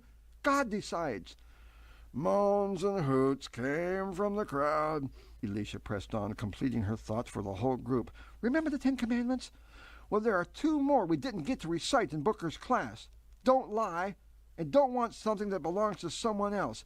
I think those 2 commandments would solve a lot of the problems around here. Easley leaned back, glad Elisha had brought up God. Ah, God. Holier than thou. Thou shalt not. Just impose your religion on everyone so they can't think for themselves. Is that how it works? It isn't like that. God gave us, set yourself up as the one who makes all the rules and tell everybody they have to see things your way because you have God in your camp. Now you have all the rights. The right to criticize and persecute and condemn. And why not lead a few more crusades and inquisitions while you're at it? He twisted everything we said, Elisha lamented as she and Elijah walked across the field together. And now we're the intolerant bigots and know-it-alls. Elijah, we're losing what friends we may have had, and I don't know what's going to keep these kids from doing something worse. A voice called from behind them. Hey, Jerry! Uh-oh. It was Rory, the big guy from last night. Oh, please, Lord, don't let him be looking for a fight. Rory didn't stop to talk. He just passed by as he handed Elijah a note. Somebody wants to talk to you. He kept going without looking back. Elijah read the note. It's from Mr. Booker. Come in. Elijah opened the door and stepped into a small tool room. Mr. Booker was standing there, an elbow on the workbench, looking at him. Come in, Jerry, and close the door. Why am I here, Mr. Booker? No need for concern, Jerry. This meeting is off the record and totally non-threatening, I assure you. So you've gotten to know Rory? Not the way I'd like to. Well, it was Rory who recommended you. He was very impressed with your martial arts skills last night. Recommended me for what? You've seen it. Things are getting out of hand. The raids, the violence, the looting. Jerry, when any society is threatened with disorder, firm measures must be taken. The evil has to be contained. I thought you didn't believe in evil. Just a convenient term I use for disruptive, undesirable behavior. When people can't be trusted to control their behavior, then someone else has to do the controlling. That's what police departments are for. I am in need of policemen. So you want me to be a cop? Mm-hmm. And an informant? Booker agreed with a nod. He reached into his blazer, pulled out 2 $20 bills, and laid them on the workbench. Would it be worth perhaps $40? 40 real dollars per day, plus a pipeline to all the KMs you might need. I can also see to it that other privileges make themselves available. And who would I be working for? You? For me, and indirectly, the Academy. You won't be alone. I've already hired some others in the student body. Rory is one of them. To be what? Hired thugs? It's not so sinister. But think of the advantages. No more terrible disruptions, no more lootings, no more injuries, and the advantage for you personally, which is you would be connected with someone in power. I can change the game to your advantage. You've seen me and the others pass through that gate every evening. Inside that gate is where the power is. You're really scary, you know that? Fear works, especially if you have spies and headbreakers working for you. A good general must have an army. But if you don't believe in truth, or right and wrong, then who's going to contain you? Elijah put his hand on the doorknob. $80 a day. Booker dug out 2 more 20s. Mr. Booker, it's like you and I are from different planets. For you, it's all power and money. For me, it's God and truth. I could never work for you. But thanks for your consideration. He politely closed the door after him. Bam! The door burst open right at the top of the hour, and Booker entered the room. All eyes went forward. The sudden hush announced him as loudly as any trumpet fanfare. His eyes were doing a slow sweep of the class, ray-gunning every kid, one at a time. Elijah could see most of the class from where he sat and knew what Mr. Booker was noticing. Oh boy, here it comes. After a long, chilling moment, Booker announced, "You have made a very grave mistake." Heads pivoted. Guilt was everywhere. "Tanya, where is your white blouse?" Tanya was wearing a ragged denim shirt under her burgundy blazer. "Stolen, sir." "Samuel, your white shirt and your tie?" "Stolen." "Stolen, sir." "Sir." "Marvin, you aren't even wearing your shoes." I can't find them, sir." Booker scanned the room one more time. Out of 20-plus students, only 6 or 7 had a complete uniform. The rest were wearing whatever pieces they had left, horribly mismatched with street clothes. "Where is Alex?" There was no answer. Then Brett spoke up. "Sir, Alex said he was going to get some sleep. He said he needed sleep more than he needed your class." Booker leaned back against his desk, sufficiently theatrically offended. "Rory, Tom, Jamal, Clay, bring Alex here, place him in his desk, and make sure he stays there, and make sure he brings all his KMs with him." 4 big guys rose from their desks. Elijah guessed. Each had had his own little meeting with Booker in the tool room, and now Booker was changing the game to their advantage. Booker went on with business. "Tanya, you will be fined 5 KMs as of right now." She was devastated. "But now!" She dug in her pocket and produced 5 coins. "It's not my fault." "I heard an excuse. 2 more. Samuel, 5 KMs for the missing shirt." This was Booker's way. He seemed to enjoy punishing people as much as teaching them. The KMs jingled into Booker's wooden penalty bowl like doubloons into a pirate's treasure chest. "You will replace whatever you are missing by purchasing it at the campus exchange using your KMs. If you have no KMs, the cafeteria will issue a 10 KM credit for skipping a meal. You will abandon all thoughts of protest or appealing to fairness. I require uniforms, and I exact penalties because I rule your lives. Period. Are there any questions?" The room was silent. Of course not. Then Rory, Tom, Jamal, and Clay returned, bursting through the door with Alex walking, sometimes, between them. Bruises on his face and blood on his forearm. He wasn't dressed for class. He was hardly dressed at all. The 4 big bruisers dropped him in his desk and then stood there defying him to get up.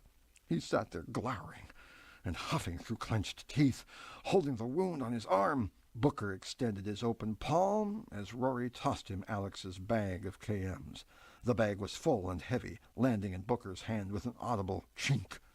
"You will never avoid my class again. Ever." Alex's voice was hissing with anger. "Who are you to tell me what to do? Are you blind?" Booker's voice was so loud, so intimidating that everyone in the room flinched. "You have just experienced the answer to your question, Alex. How many different ways must I demonstrate it?" Booker tossed the bag of KMs back to Rory. "Divide it amongst yourselves." A chuckle from across the room turned Alex's head. It was Brett, smiling. gloating, in full uniform, nice and neat, enjoying every moment. He even produced an extra tie from his pocket. Missing something? You think it's over? Brett just wagged his head slowly. He knew where Alex was going. You and me, said Alex. Anytime, anywhere, said Brett. Booker stood there listening and observing. We appear to have some ongoing, irresolvable issues here. Just then the door opened and Mr. Easley stuck his head in. Excuse me, Mr. Booker, don't mean to interrupt. I was just wondering. Booker was jubilant. Mr. Easley, just the man we need. He indicated the two seething combatants. We have two kings here, two nations at war. Perhaps you can help them resolve their differences without killing each other. You may as well take them all off my hands, Mr. Easley. They're useless to me today. Easley took charge. Okay, everyone, gather outside on the 50-yard line. Form a wide circle and wait till I get there. Brett, you better swing by your room and get out of that suit. Let's go! The class rose hurriedly to their feet. Chapter 9, The Student King. They moved into the field, scattered clusters of concern and anticipation. What's happening? They're gonna fight? You think Brett can take this guy? You're the man, Alex. Does this mean we get our stuff back? Where do we go? The football field, 50-yard line. Mr. Easley arrived, carrying 2 pairs of boxing gloves. He handed 1 pair to Alex, 1 pair to Brett. Okay, everybody, listen up, said Easley, standing in the center of the circle. This is one way we keep getting better and better. After today, we're all going to see things differently. We're going to have peace. So keep that in mind during this process. He stepped back. Okay, let's go. Alex and Brett approached each other, gloves raised, circling, eyes mean. Alex threw the first punch, and it landed squarely in Brett's face. He stumbled backward. Brett stepped in again, got punched again, but landed one himself. They went toe-to-toe. No strategy, no skill, just a brawl. Alex connected with Brett's face again, then sent a haymaker into Brett's stomach. Brett doubled over, lost his balance, and fell. Alex was simply a better fighter. Brett went down again, this time with a nosebleed. Easley stepped up with a suggestion. Brett, what about all the stuff you took from Dorm B? Maybe you could reach an agreement of some kind. What about all the stuff they took? Easley looked to Alex for a reply. Alex just smirked. You want it? Come and get it. Easley stepped back and let Brett charge. Brett did land a few punches, mainly to Alex's body, mainly because Alex let him. Then Alex chose his moment and hammered Brett's head with a volley of punches, sending him to the ground a bleeding, dazed mess. Easley approached Alex this time. Alex, perhaps you'd like to offer some terms of surrender.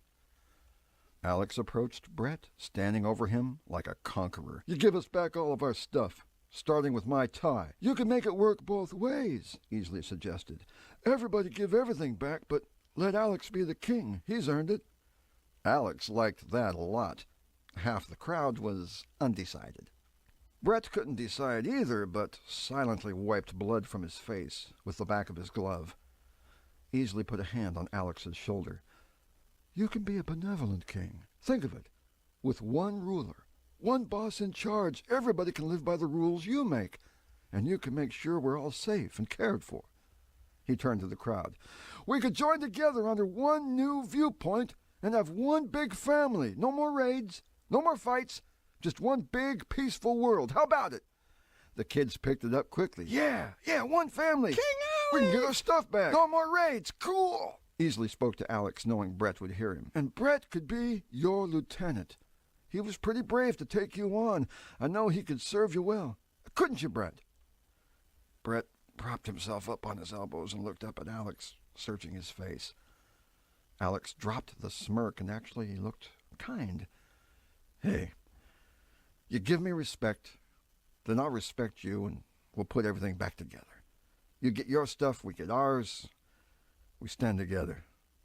Sound good? Brett thought, listened to the crowd, and finally conceded. Okay. Alex helped Brett to his feet, and with their arms around each other's shoulders, they raised their free hands to the crowd. The cheer from the kids echoed across the campus. The war was over. They were getting better and better. Ms. Jennifer Whitman, principal of Smithson High School in Denver, gave them a consoling look. "I have bad news. I think the program's been discontinued." Ms. Whitman reached into a desk drawer and pulled out 3 brochures, all similar in size and style, but different in one strange way. The photographs in each brochure were of a different academy, different buildings, different setting, different address on the back. The Knightmore Academy was a 2-week program offered for 4 summers in 4 different locations around the country. We got involved in the academy held in Borland 3 years ago. It was experimental. All the students went into it fully aware of that. "What kind of experiment?" Sarah asked. "A team of educators wanted to explore new techniques in education. The kids came back with a wider, fresher, global understanding. I think they came to realize that there is definitely more than one way to look at things. There are many different truths out there." Nate read the different locations on the brochures. "So there was one in Illinois 2 years ago, one in Virginia a year ago, the one in Colorado 3 years ago. And the very first one was, I believe, in Southern California. I don't have any information about that." As they drove back to the airport in their rented car, Nate spouted a question bothering him. "If the Knightmore Academy is a government project, why doesn't Morgan know about it?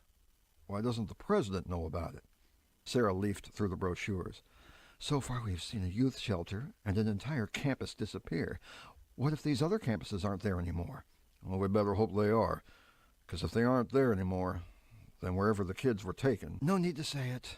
She sorted through the brochures and the scanned photograph of the mysterious redhead. "I'll fax this stuff to Morgan." The rec center was hopping again. Everyone was back feeling safe and actually celebrating having a student king on campus.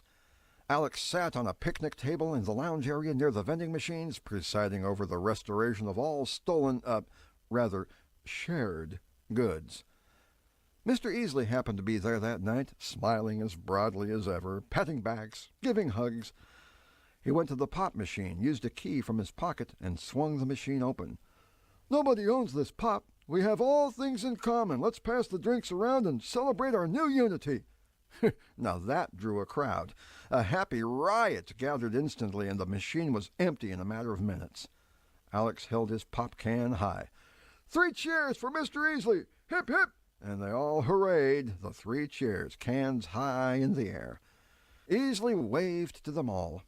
"Gotta go. Have fun." He went out the door as they cheered after him. "Better and better!" Cher, formerly Marcy, cheered, holding her pop can high. Alicia, sitting on the bench next to Cher, looked glumly at her can of pop and just shook her head. Alex came striding over, pop can in hand, makeshift tie crown around his head. "Hey, what'd I tell you? I said we were going to even things up."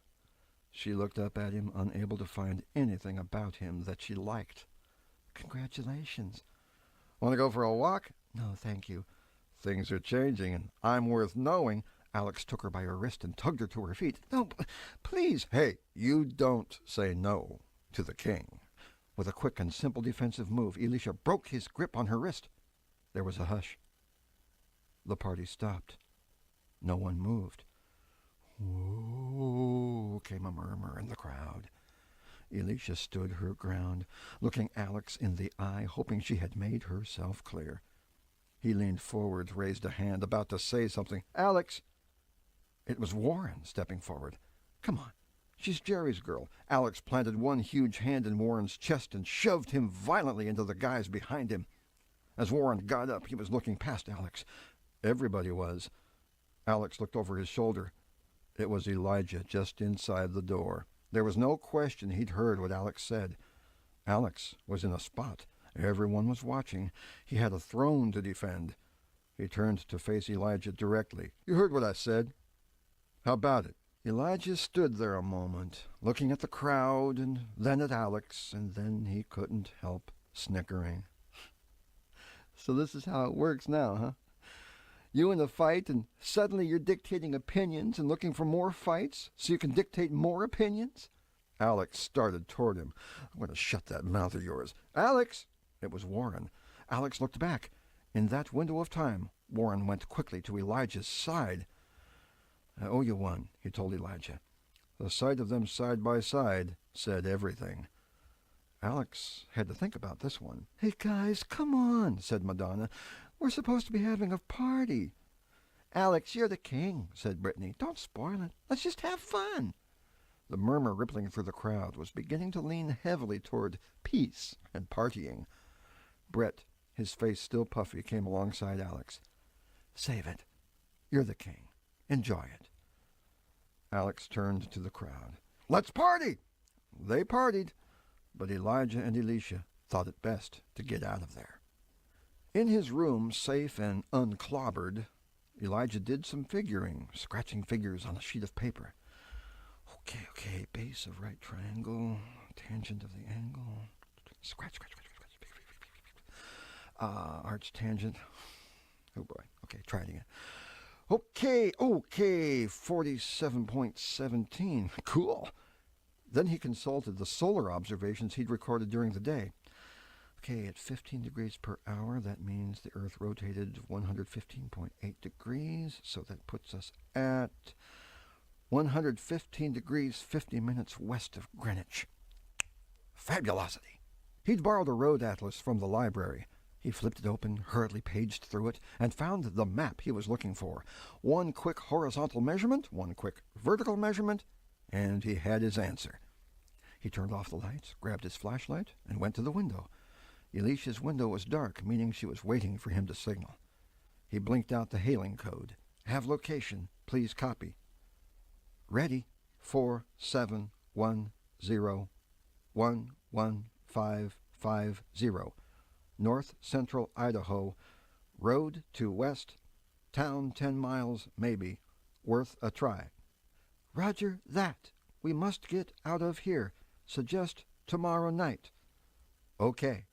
Elijah clicked off his flashlight and relaxed on the floor below the window, his back against the wall. "Thank you, Lord."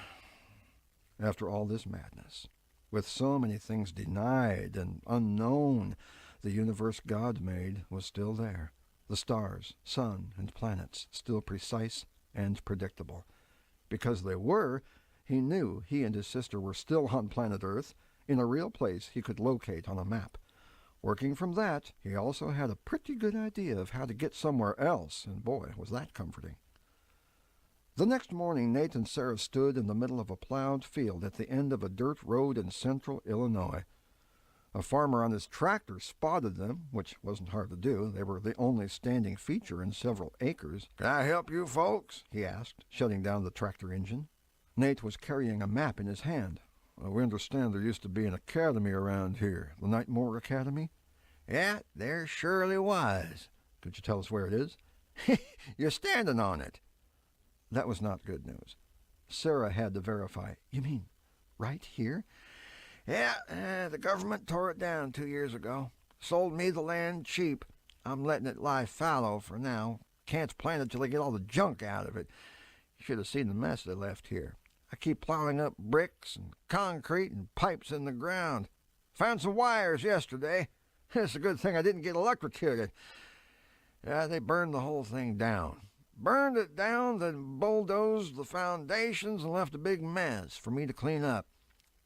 Hard to believe what used to be here. Buildings, sidewalks, everything. Can I get you folks some coffee or something?" Nate didn't have to ask Sarah. He could see it in her face. Thanks. We got to be going. We're up. Chapter 10. First Strike. Sally, wake up! It's all coming down! Elisha opened her eyes, irritated. Cher was prone to overstating things. "Mr. Easley got fired, and we're all going on strike." "What are you talking about?" "Mr. Easley got fired! Because he stole pop out of the pop machine last night." Elisha sat up, trying to make sense of this, as if anything ever made sense in this place. "I thought nobody owned anything, so you couldn't steal anything." "Well, somebody narked on him, and he got in trouble, and now he's fired, and Alex has called a strike." Elisha began to wake up. "I've got to find my friend, Jerry. Yeah, Jerry. He's outside waiting for you." She found Elijah on the football field. The kids, almost the whole student body, were gathered there, babbling excitedly and angrily. Alex was shouting orders. That guy really enjoyed being a king, and the kids responded to him. Alex spoke to Elijah. We're going on strike until they bring Mr. Easley back. No class attendance, no nothing till we get what we want. Are you with us or against us? Oh, I wouldn't miss it. Sit over there. Elijah gave him a little salute and found a place to sit. What do we do now? Somebody asked. Alex strode back and forth, thinking. We sit tight. How about a list of demands? Warren suggested. Anybody got paper? Alex asked. Maria, the little Hispanic from the volleyball game, passed a notepad forward. Alex started his list. We want Easley back. Yay! Right! And I think we should always have free pop, said Brett. That brought a cheer. And get rid of Booker, said Tanya, which brought an immense cheer. Yeah, said Alex. Easley in, Booker out. And I want a telephone so I can call my folks, said Cher. Elisha joined the cheer for that one. Then the chatter began to die down, one voice at a time. Eyes, one pair at a time, began to turn toward the far side of the field.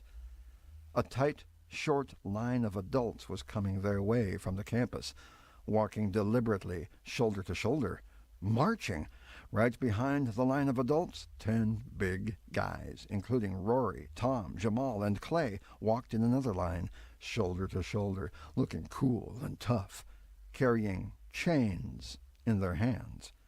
Out in front, like a general leading his troops, Booker was as grim as ever. They never broke formation until they stood before the kids like a line of riot police. Booker announced loudly, Mr. Bingham would like to know what this is all about. There was a significant silence. Everyone was looking at Alex. Alex was looking at Booker, groping for words. Read him the demands, said Brett. Alex gathered some courage. We have a list of demands. We want Mr. Easley back. We want Booker. Alex had trouble reading that one, especially with Mr. Booker standing right there, so he skipped that part.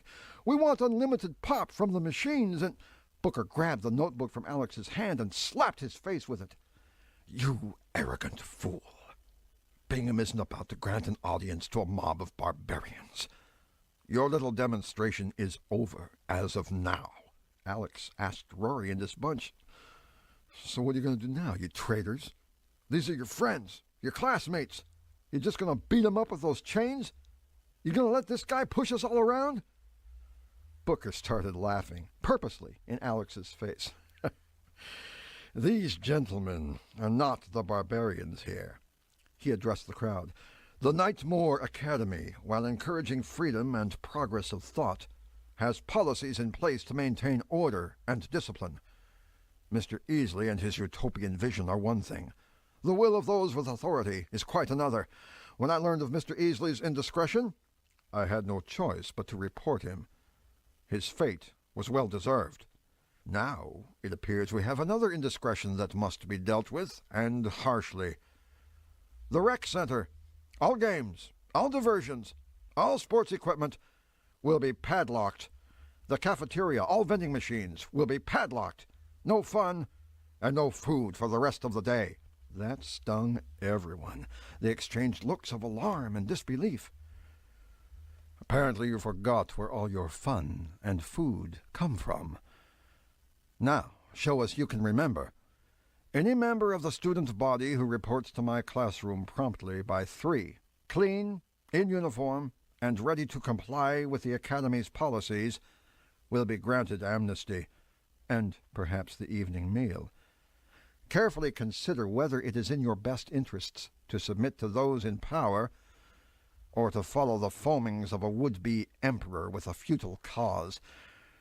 The choice is up to you. He looked at his 10 big student bruisers. Gentlemen, proceed. Rory and his gang headed out toward the rec center and cafeteria, chains and padlocks in hand. Booker had done it again. For the 3rd time, he had cut away Alex's power and dignity in front of everyone and made him look foolish. One look at the rage in Alex's face, and several kids decided that being elsewhere was a good idea. Elijah figured it would be a good time to leave as well. He shot a glance at Elisha, who rose to her feet.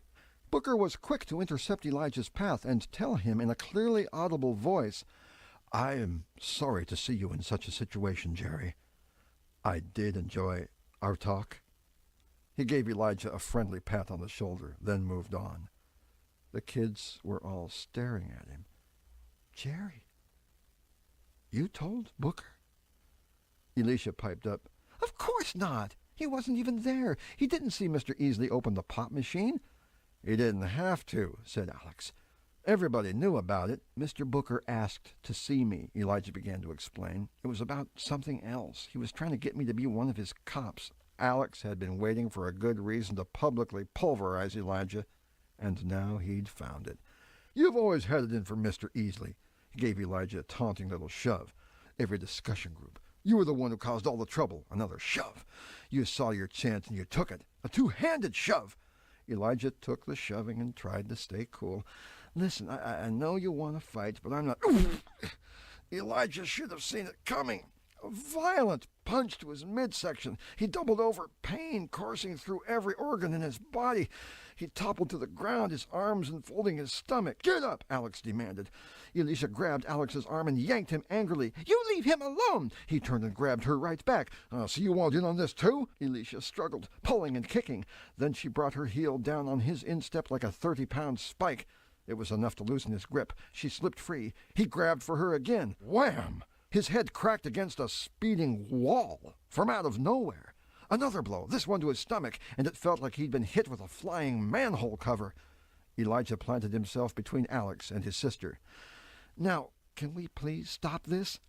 Alex roared like a grizzly and charged, bowling him over like a sapling under a truck tire. They rolled, they punched, kicked, and gouged. Somehow they got on their feet again, fist hitting flesh, arms blocking punches, legs kicking, tripping, blocking. Elisha fell back to watch.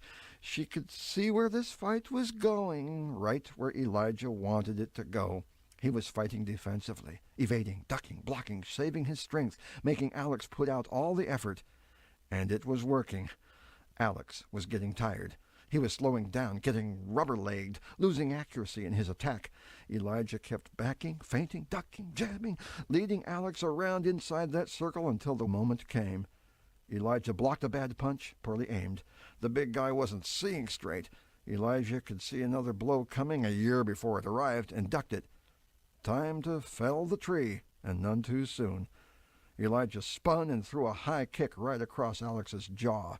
Alex went down, blood dripping from his mouth. Brett knelt down to persuade him not to continue. Around the circle, there was a strange reaction. Some kids were still suspicious of him, wondering if he was the snitch. Elijah turned to them. Some cheered. "Don't cheer! Just because I win a stupid brawl doesn't make me a better man." He looked down at Alex, who glared at him through puffy eyes. "No more than you beating me up makes you a king." He looked at all their faces.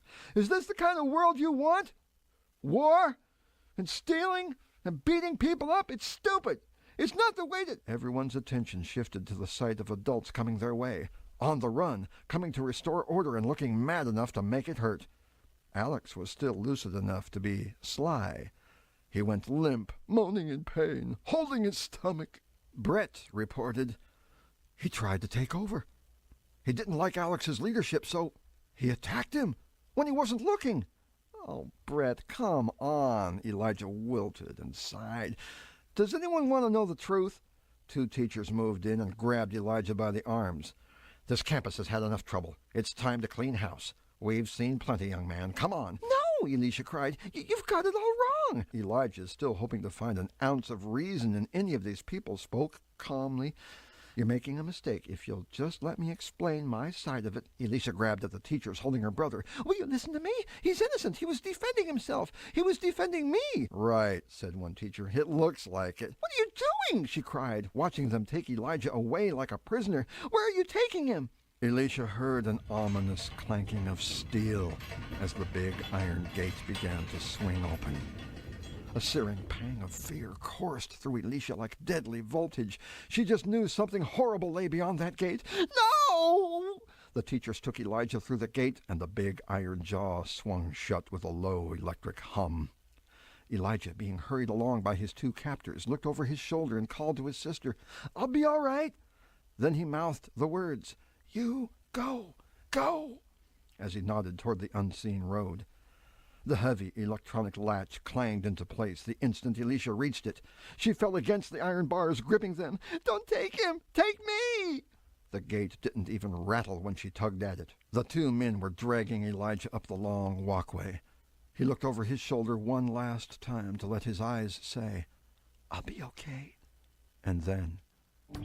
Chapter 11. The Mansion and the Monster. When the metal door clanged shut, a deep rumble rolled up and down the tight, dimly lit hallway like an echo in a mine tunnel. They were deep beneath the mansion now. Elijah could sense the weight of rock, concrete, and the multi-story structure stacked above him. Thick clusters of electrical wire ran along the ceiling. A low electrical hum kept ringing in the walls. He could hear compressed air moving, water running, fluid surging. "What do you guys do down here, anyway?" They took him through a doorway into a small bedroom. They pushed him down so that he sat on a narrow bed, then let go. "Stay here until we come for you." They locked the door and left him alone. All around him, in the walls, in the air, in the floor, was a low, steady, rumbling life. Much like being aboard a ship or an airliner, this building wasn't just sitting. It was running like a big machine. It was alive. "If this mansion's a monster," he thought, "then I'm in its stomach." Nate and Sarah landed in Coeur d'Alene, in the northern panhandle of Idaho, and parked the airplane in front of Resort Aviation. Inside the office, a young gal with curly blonde locks was working behind the counter. "Are you the Springfields?" she asked. That scared them. How did she know their names? "Is someone expecting us?" Sarah asked.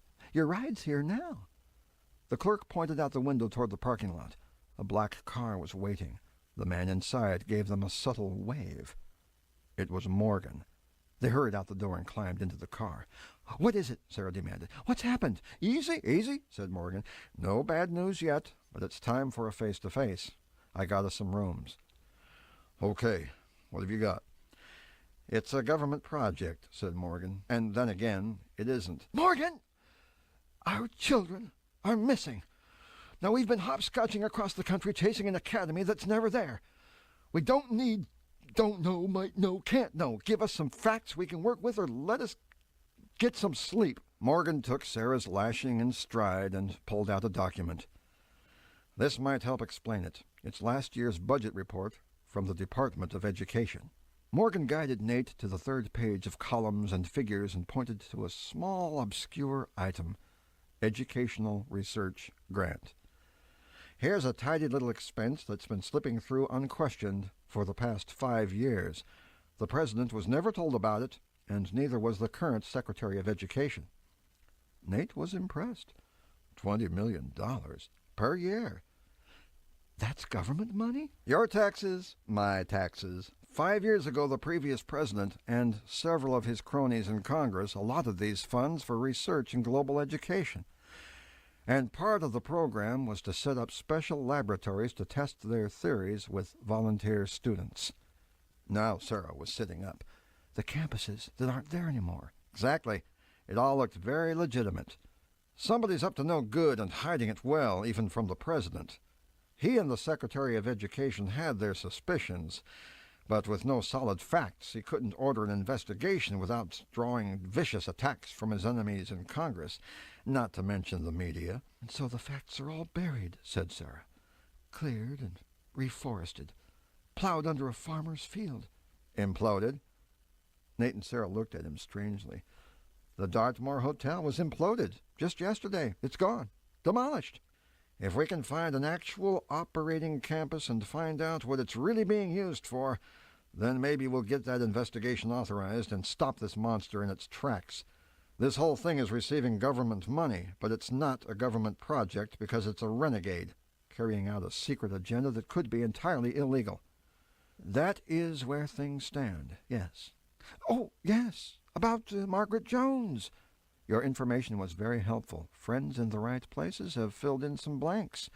She might be in this area. Now that impressed Sarah. "I want her, Morgan." "You'll be the first to know." In the meantime, Nate unfolded a U.S. forestry map of the Idaho Panhandle. "We've got a few zillion acres of national forest to comb through." "Oh, Sally, I'm so sorry. I heard about Jerry." Elisha was trying to hold herself together. We just have to pray that they'll let Jerry out and not hurt him." Elisha could see the roof line of the mansion through the trees. "I won't leave you here, Elijah. God help me, I won't leave you here." The low rumble of the monster machine stopped, just like that. Elijah sat up from a catnap and listened. The stillness was so total it was scary. He checked his watch. He'd been waiting here for 2 hours. He decided to take a much closer look at this room to learn about it. Only one flat, recessed light fixture illuminated the room. The walls were wood paneling, the kind one sees in cheap motels or outdated restaurants. Not very attractive, but definitely more homey than concrete. What about the bathroom? He opened the door and looked inside. It was a little bigger than a phone booth. You had to squeeze around the sink to get to the toilet. He stepped back into the bedroom. It was blue. Whoa, hold on, wait a minute. He blinked and looked again. Blue. The walls, the ceiling, the floor, even the bedspread were blue. He waited to see if his eyes would adjust to the light. He looked in the bathroom again, then into the bedroom. It was still blue. He repeated his previous action, stepping quickly into the bathroom and back out again, but the room stayed blue. He felt the walls and the floor. Blue paint, blue linoleum. The bedspread was blue on both sides. Even the sheets were blue. He sat on the bed to think a moment. Was he wrong about the wood paneling? Was his memory out of whack? Just to be sure about everything, he walked over and tried the door. It used to be locked, but it wasn't locked now. The hallway outside was wood-paneled, just as the bedroom used to be, or just as he thought the bedroom used to be. But wait, he didn't remember the hallway having wood paneling. He remembered bare concrete, pipes, wires, tubes, mechanical sounds, an electric hum, dim lighting. Did he come this way in the first place? Had he gone through a different door? He looked back in the bedroom again. It was still there, still blue. He opened the door widely, then removed his blazer and placed it at the bottom of the jamb to keep the door from closing all the way. He ventured down the hall. He did not remember coming this way, or going past these doorways on either side. Were they more bedrooms or cells like his? He tried one of the doorknobs. The door opened. The room inside was dark. He felt inside for a light switch, found one, flipped the light on. It was a bare little room with a chair and table. On the table was a burgundy blazer. There were grass stains on the elbow and shoulder, a torn seam down the back. He drew closer, unable, unwilling to believe it. The tears, scuffs, and grass stains were unmistakable. He quickly checked the pocket. A crumpled sheet of notebook paper was still there, the paper upon which he'd written the navigational coordinates he'd calculated. He unfolded it and read his own handwriting. 45 degrees, 6 minutes north.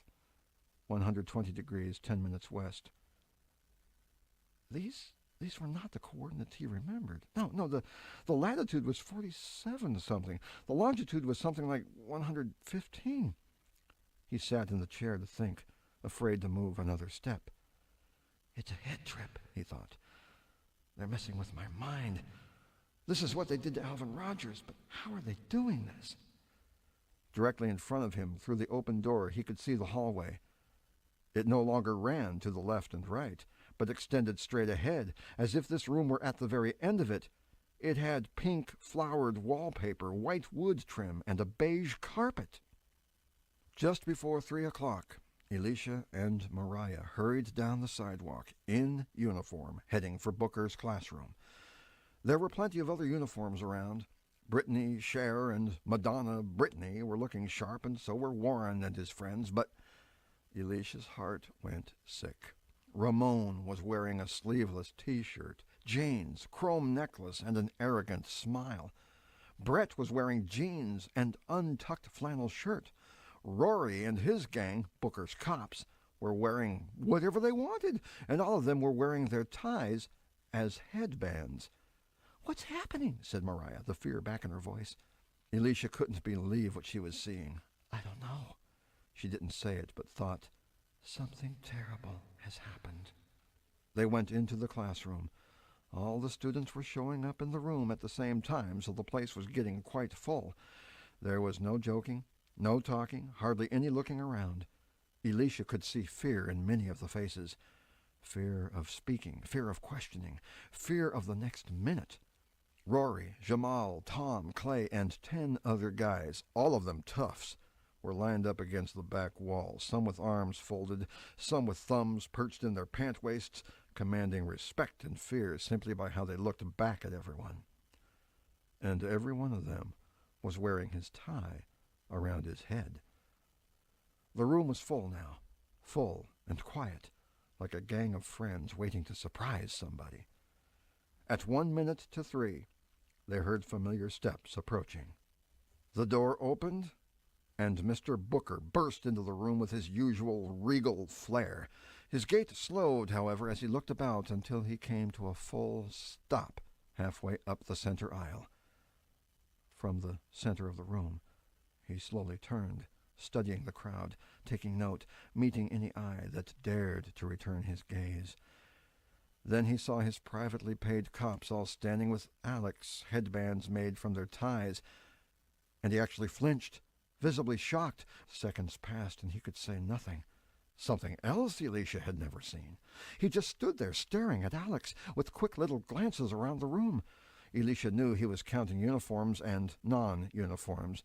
She'd already made a quick count herself, and knew the news was bad. Booker was receiving that bad news right now, in deadly little doses. Finally, Alex spoke. "It's over, Booker." Booker addressed Rory and the cops. "Gentlemen, we had an arrangement." Rory shrugged and nodded toward Alex. "He's got friends with keys to the cash box. He cut us a better deal." You can't do this!" Alex walked forward, flanked by Rory, Tom, Jamal, and Clay, the Big Four. "Can't! You say I can't! I say I can! You know how it works, Booker. Come on, let me hear you say it." Booker was actually scared. He was backing up the aisle while Alex and his guys kept coming at him. I'm sure we can reach a consensus here, a fresh viewpoint." Alex made a little beckoning gesture right under Booker's chin. "Come on, say it." "I don't say it! What's it all about, Booker?" Booker conceded, nodding quickly. "Power. It's all about power." Alex gleefully completed the slogan, tapping his chest. "And now I have it." They'd reached the front of the room. Booker was hemmed in against his desk. He cried out to the rest of the kids, Are you going to let this happen?" Tanya was the first on her feet. "We don't respect you anymore." The whole room exploded in yells, taunts, jeers. The non-uniforms were all on their feet, shaking their fists in the air, cursing Booker, filling the room with deafening noise. "No respect! No respect! No respect!"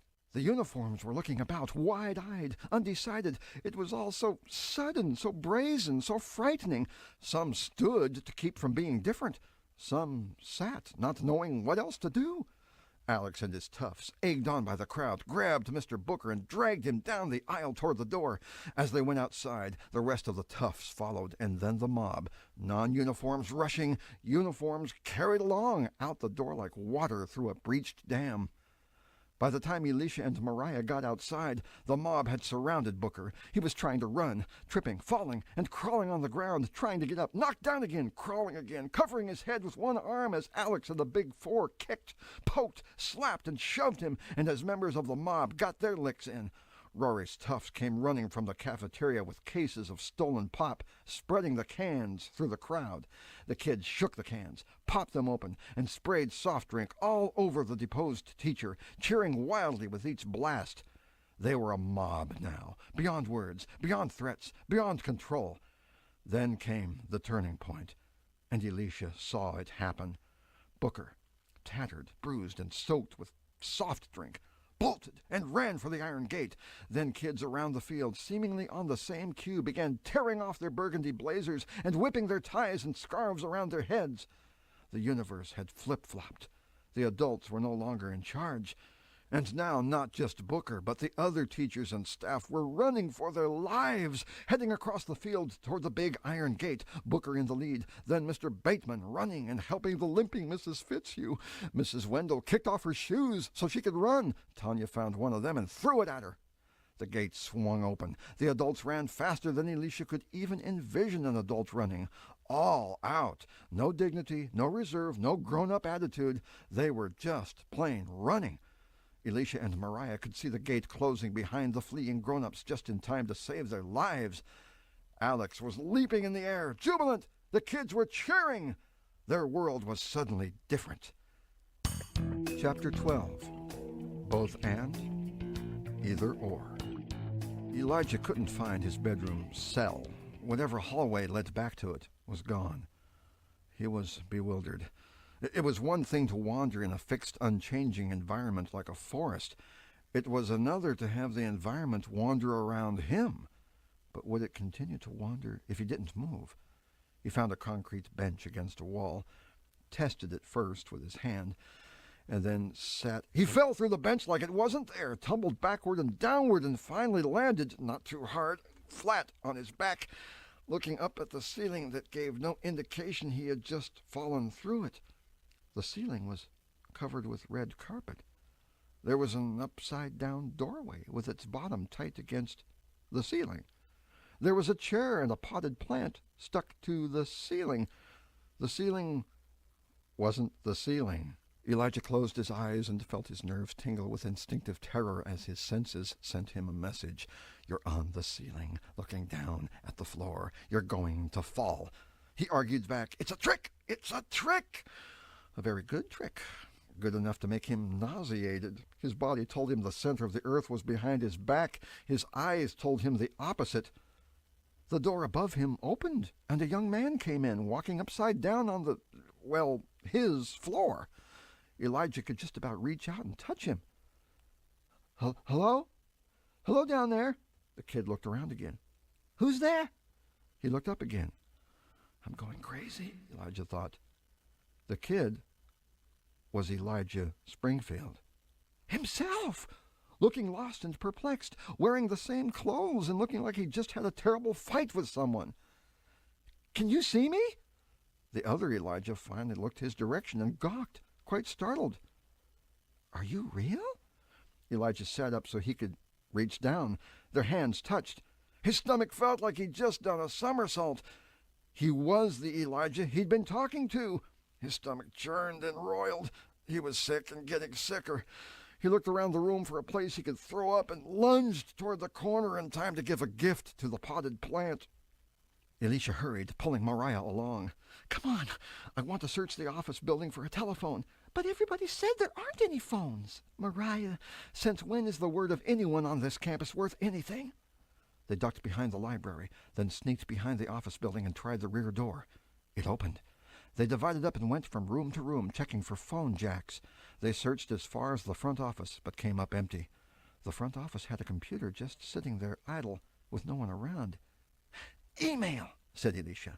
She took the chair at the keyboard, then reached down for the on-off switch on the computer tower. She pressed it. The whole tower scooted backwards as if it weighed nothing. The tower was an empty box. It's a dummy. It's a fake. Elisha was already looking around the room.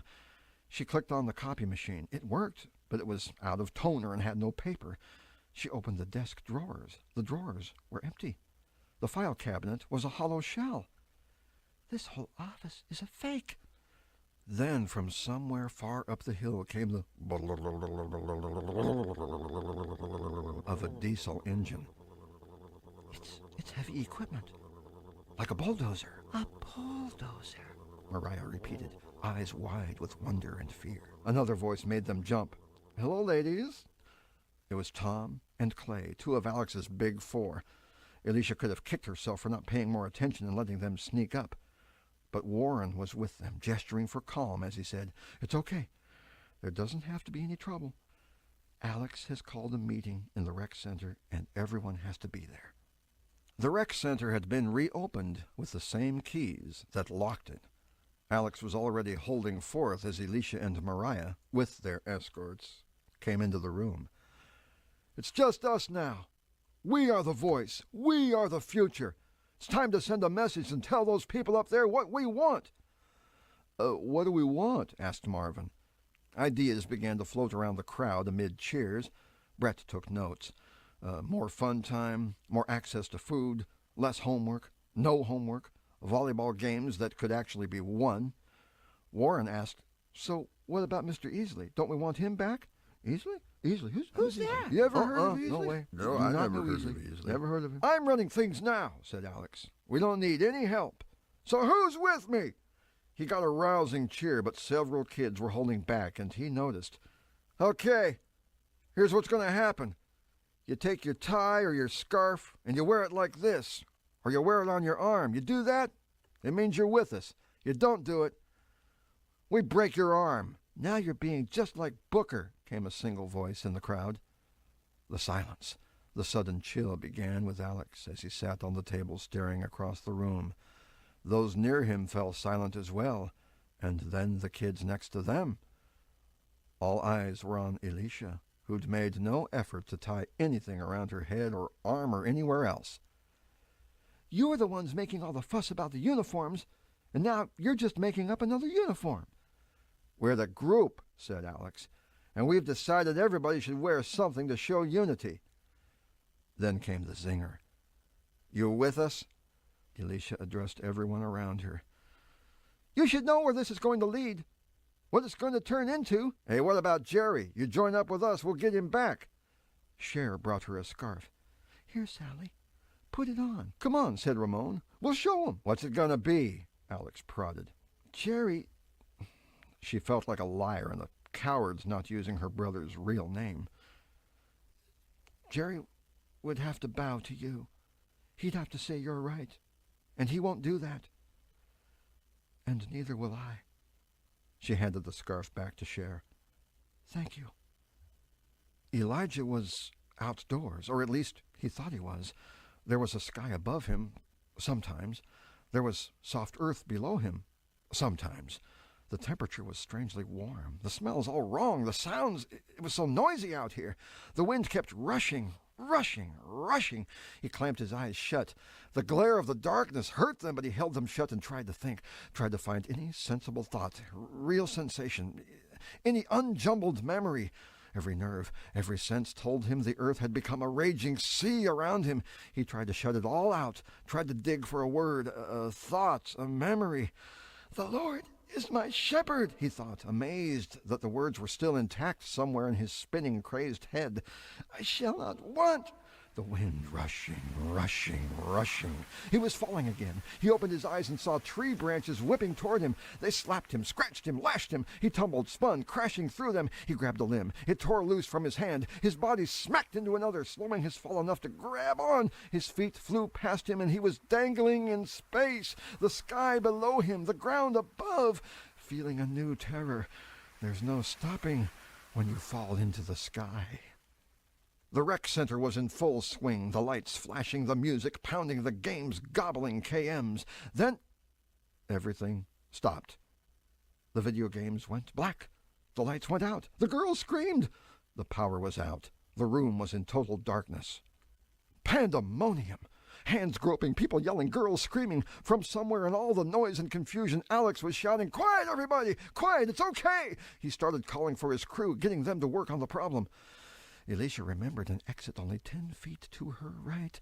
With just a few seconds of searching by touch, she found the door. She slipped through it. It was after dark, but with the stars and moon not nearly as dark as inside the rec center. The power was out everywhere, the whole campus dark, but she was still in the open and visible. Not safe. She heard a scream from the woods and the growl of a huge animal, and that sound seemed to stir up more. From the thickly wooded hills all around the campus came the eerie, haunting echoes of animals in the night. The low growls of bears, the blood-chilling screech of cougars, the howls of wolves. The mountains came alive, and the sounds seemed so close. She stole into her dorm, made it inside her room, found the flashlight, and dropped to the floor, shining the light under her bed. Her radio was still where she'd hidden it, tucked among the bed springs. She pulled it out, groped for the switch. She dropped it. It fell no more than a foot, hit the floor, and broke open. She grabbed the fallen radio case. It was light, empty, just a thin half shell of plastic.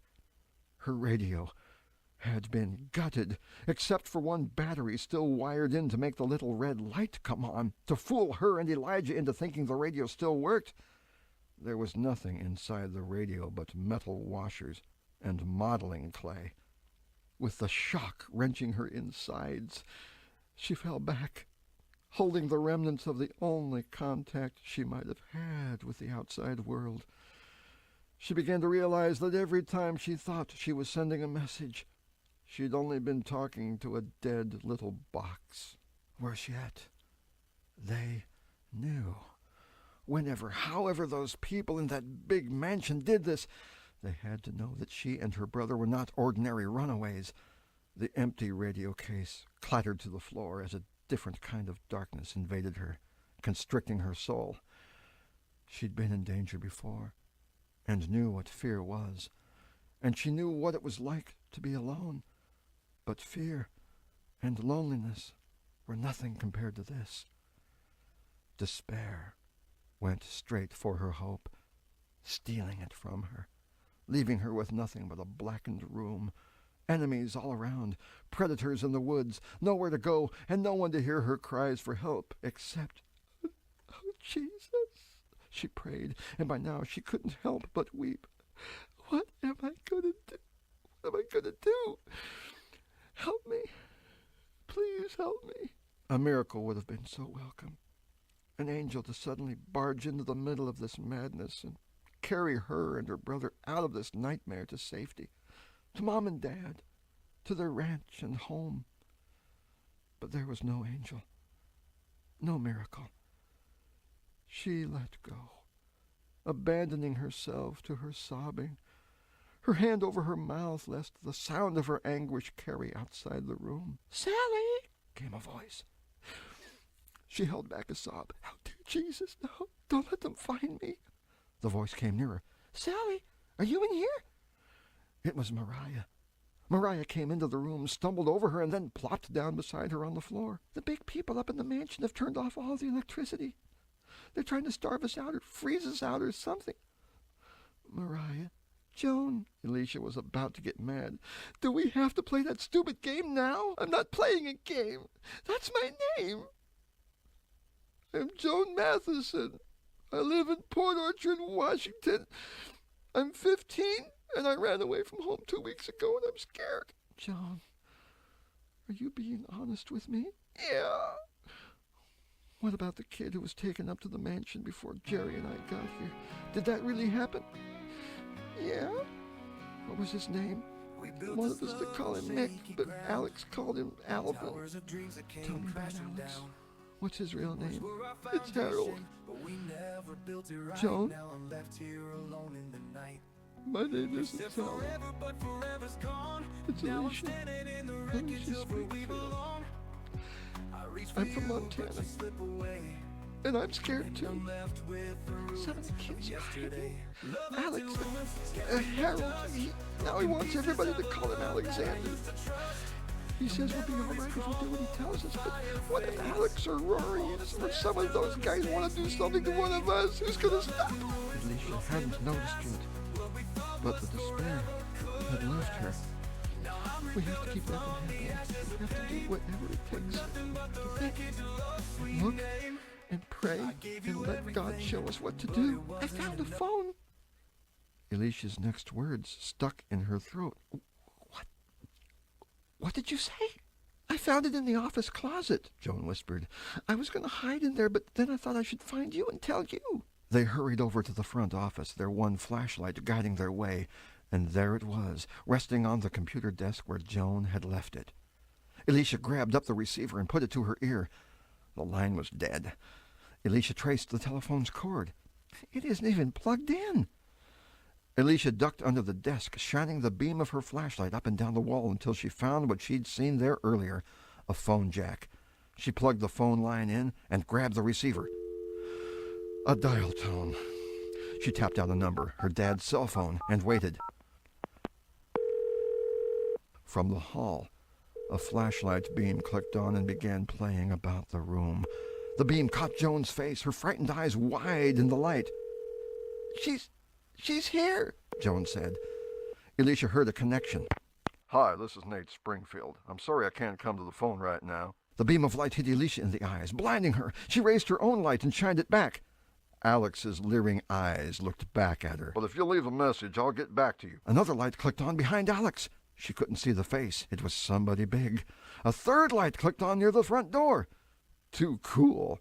The voice was Rory's. She searched with her light and found Alex's face once again. He was looking at Joan. Good job. Now you better get out of here. Rory opened the front door. Joan hurried to leave, but looked back, shaking her head feebly. I was afraid. She ran out the door, and Rory closed it. In the telephone, Nate's voicemail beeped for the message. You guys hold her, said Alex. For more of Frank Peretti's Nightmare Academy, go to Chapter 13. Something true, someone blue. Dad, Alicia said. Rory and the big shadow behind the flashlight were closing in on her. She moved her knee in a lightning-fast upkick, aiming for the center of this guy's existence. By the way he hollered and let go of her, she knew she'd connected. A blow to his throat with her flashlight sent him reeling backward.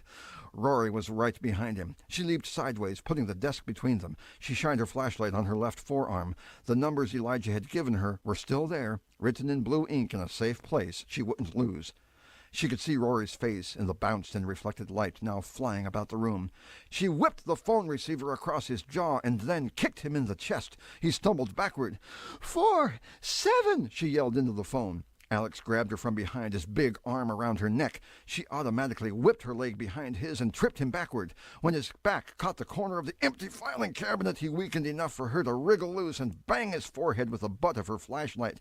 1, 0, 1, 1, she said, struggling to her feet in the dark. She leaped on top of the desk, taking the high ground, and from there kicked Rory in the face. He staggered away, holding his nose and cursing. 5, 5, 0, and I love you. Alex was coming at her from behind. The big shadow was back, coming at her from in front. She could see his silhouette against the window. She ran along the desk, bounded off the copy machine, and dove right into the shadow's chest. He fell backward through the window, crashing the glass. She hung onto his shirt for all she was worth, tucked her head in, and rode him through, letting him take the cutting and the impact of the sidewalk outside the window as shards of glass followed them, tinkling on the concrete. He wouldn't be getting up soon. She somersaulted onto the grass, got to her feet, and took off across the field. There was no question, no option, no choice, no doubt. She was going to reach the mansion. She was going to find her brother. They were going to get out of this place or die in the process. Alicia ran to the corner of the wall where the wall met the forest. Thick forest. Her brother had been here. He'd been up this hill. He'd encountered a bear. There had to be a way. She pressed into the brush, groping with her hands, pressing on with nothing to lose. She could see the lights from the mansion off her left shoulder, but still no gap in that stubborn stone wall. Then, up ahead, she could see the branches of trees and the amber glow from one of the mansion's yard lights. A clearing, like a road, was allowing light from the mansion to penetrate the forest. It might be the road her brother almost reached before she groped along the wall, trying to find a place to climb it. Oh! She dropped as through a trapdoor, quicker than she could realize what was happening, slipping, sliding, dropping down a bizarre rabbit hole, her eyes useless in the total dark. She was just beginning to think this felt like a water slide without the water when, oof, she landed on a smooth floor, tumbling, sliding, squeaking to a stop. It was totally dark. She could hear a steady mechanical hum as if she were inside the belly of a huge machine. The party in the rec center was over. "Where's Alexander?" Ramon asked. "He went to take care of some business," Brett answered, trying to hold things together in the boss's absence. 2 flashlights came through the door, carried by 2 muggers who looked like they were the ones who'd been mugged. Alexander was limping with a sore back, and Rory was holding a cloth to his bleeding mouth. Alex muttered, "She ran toward the mansion. Thinks she can get away." "Where's Clay?" "We carried him to his room. He'll be okay. He fell through the window." Ramon was only the first to start asking questions. "So what do we do now?" Kids were coming out of the dark, gathering like moths around a lamp. They were scared, hungry, and restless. "We're all in trouble now. The lights back on. I need a shower. There's no hot water." "All right, Alex, what are you going to do?" "Yeah, Alex, what are you going to do?" "They're just trying to scare us. They're trying to break us down and make us give up. But listen, we're not going to give up. We've won the first round, and tomorrow morning we're going to win the second." Alexander could see lights on up on the hill. "They think as long as they can hide behind that wall, they can play around with us. Down here, we're just their puppets. But up there, up in that mansion, that's where the strings are. That's where the power is. I know what to do."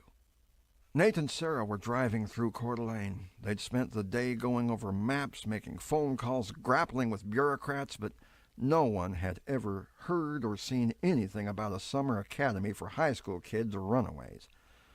It was late at night. They were tired and beyond frustrated. Sarah picked up Nate's cell phone. "Oh, we missed a call." She pressed the button to play back the message, listened, and her face went pale. "Pull over!" On the west edge of Coeur d'Alene, Mr. Morgan opened the passenger door of his car, and a matronly woman got out. Together they walked across the street and up the steps onto a broad front porch. Some lights were still on. The occupant was enjoying a late TV show and not expecting callers. That was fortunate. Morgan rang the doorbell. A moment later, the door opened a crack, and a red-headed woman looked out. "Sorry, ma'am. Please pardon the intrusion." "And who are you?" "My name is Morgan." He showed her some ID. "This is Emily Perkins, a forensic consultant assisting me." He then referred to some papers in his hand, color copies of Knight Moore brochures and a photograph of Kathy Simons holding a trout. "Kathy Simons? Or should I address you as Suzanne Dorning? Or perhaps Margaret Jones?" She looked at his evidence and said nothing, but her face said everything. "I work with a team of private investigators, and since our investigation keeps leading to you, it might be in your interest to make sure our information is correct. May we chat?" She sighed and let them in. Nate and Sarah were forcing themselves to remain calm, to think, to work with the information they just received from Alicia's frantic phone call. They could hear the struggle in the background, the sounds of kicking, tripping, falling, the sound of the receiver being dropped, followed by a horrible crashing of glass. Now all they had was a hodgepodge of numbers staring at them from Sarah's notepad. Nate listened to the error message from his cell phone. "Did we miss any of the numbers?" Sarah shook her head. "It's all she gave us. She finished her message. She said she loved us at the end, right before we heard the crash. It has to be enough." They stared at the numbers. 47, 471, 4,710, 47 and 10. He froze. He tapped on the numbers with his pen. "That's it. That's it!" Sarah was already catching on. 47 and 10. Nate grabbed his pen and divided the digits into groups. 47 and 10, 115 and 50. Latitude and longitude. Nate was already scrambling for the Forest Service map. 47 degrees 10 minutes north latitude, 115 degrees 50 minutes west longitude. "Oh, kids, I love you. I love you." He located the coordinates on the map. "Closest town is Stony Bend, good distance southeast of here. Call Morgan. Tell him we're going." He tossed Sarah the map and hit the gas pedal. Nothing further was going to happen unless she made it happen. Alicia lay belly down and began inching along, reaching out in front and to the sides, probing and exploring. Bang! A loud noise and a sudden flood of light nearly scared her to death. A wall panel had opened, vanishing into the ceiling in the blink of an eye. Squinting in the light, Alicia could see she was in a small, square room.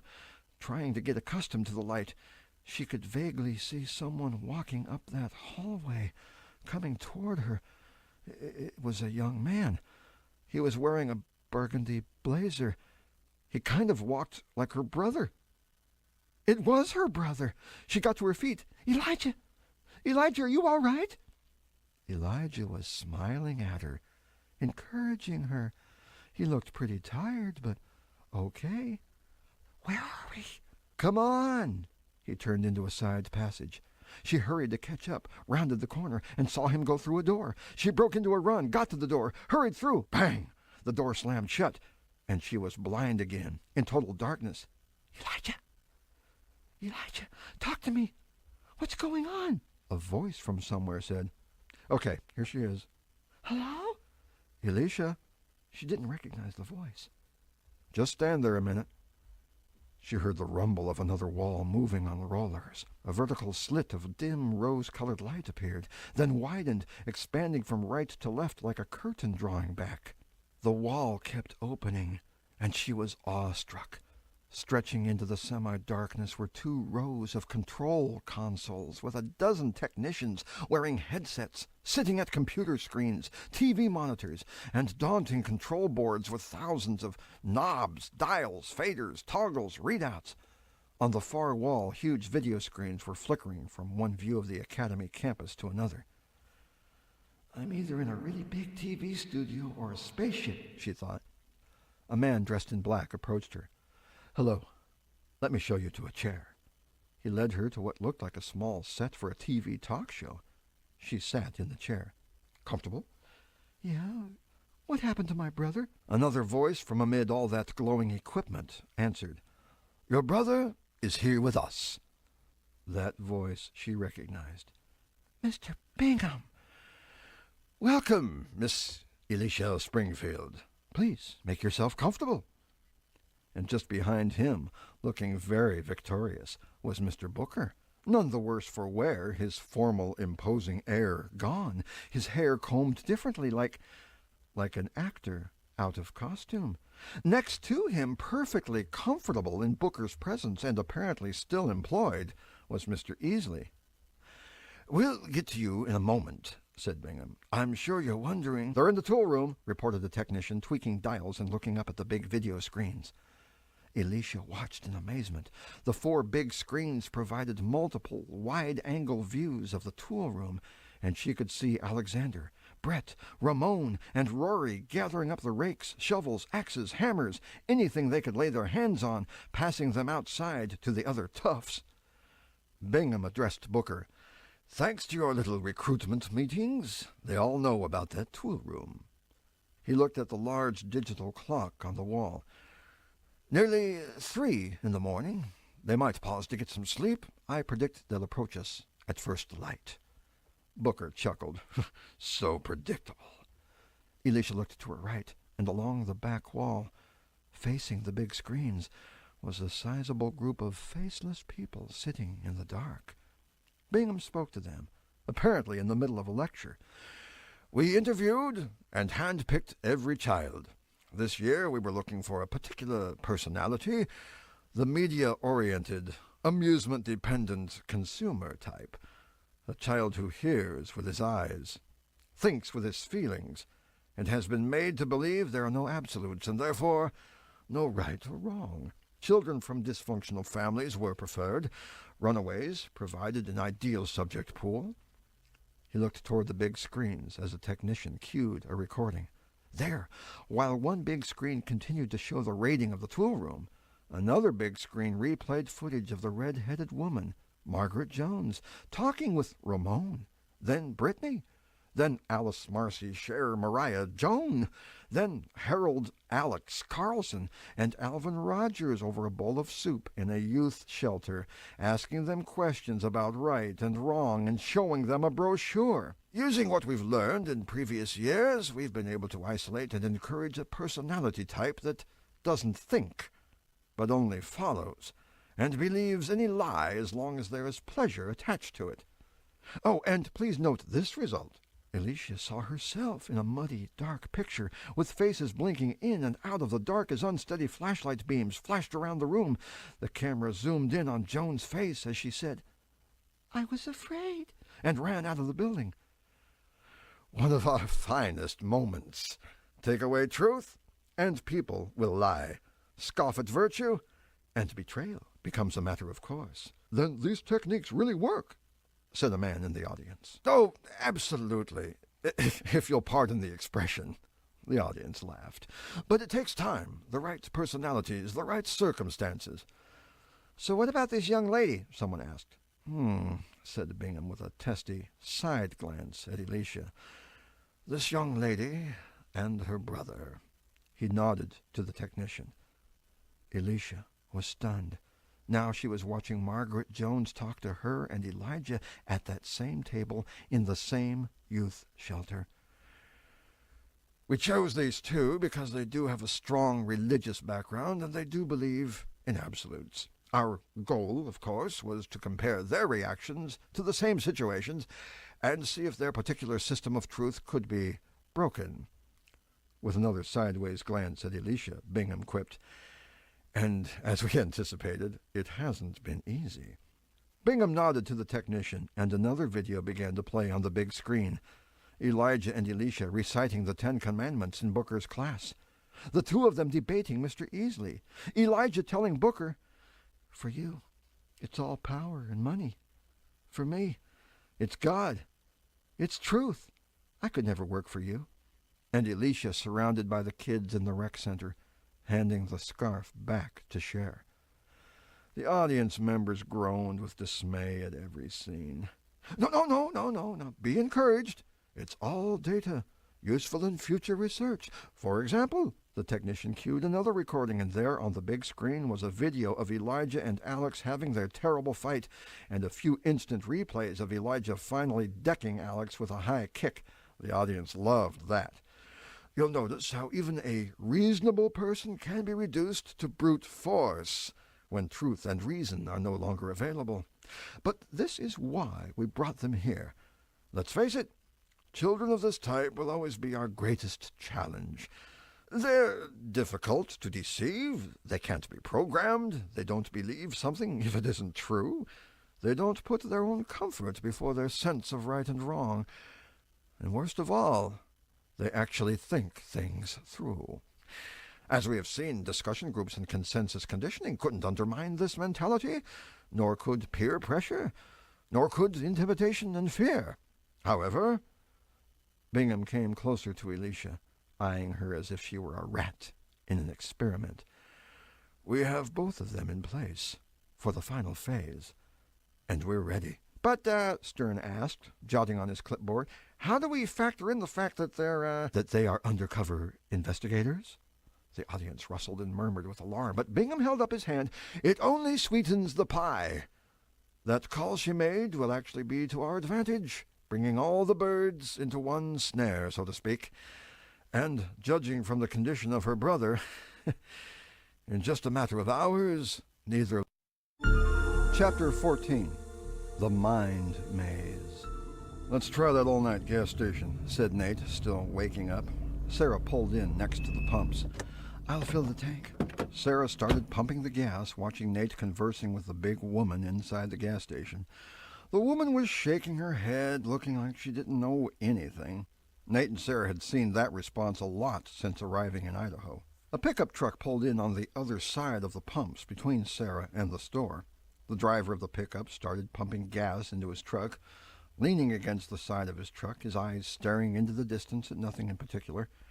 Sarah glanced at him and moved quickly behind the pumping station, turning her back, stroking her forehead to conceal her face. Hang on, girl. Don't freak out. Steady, steady.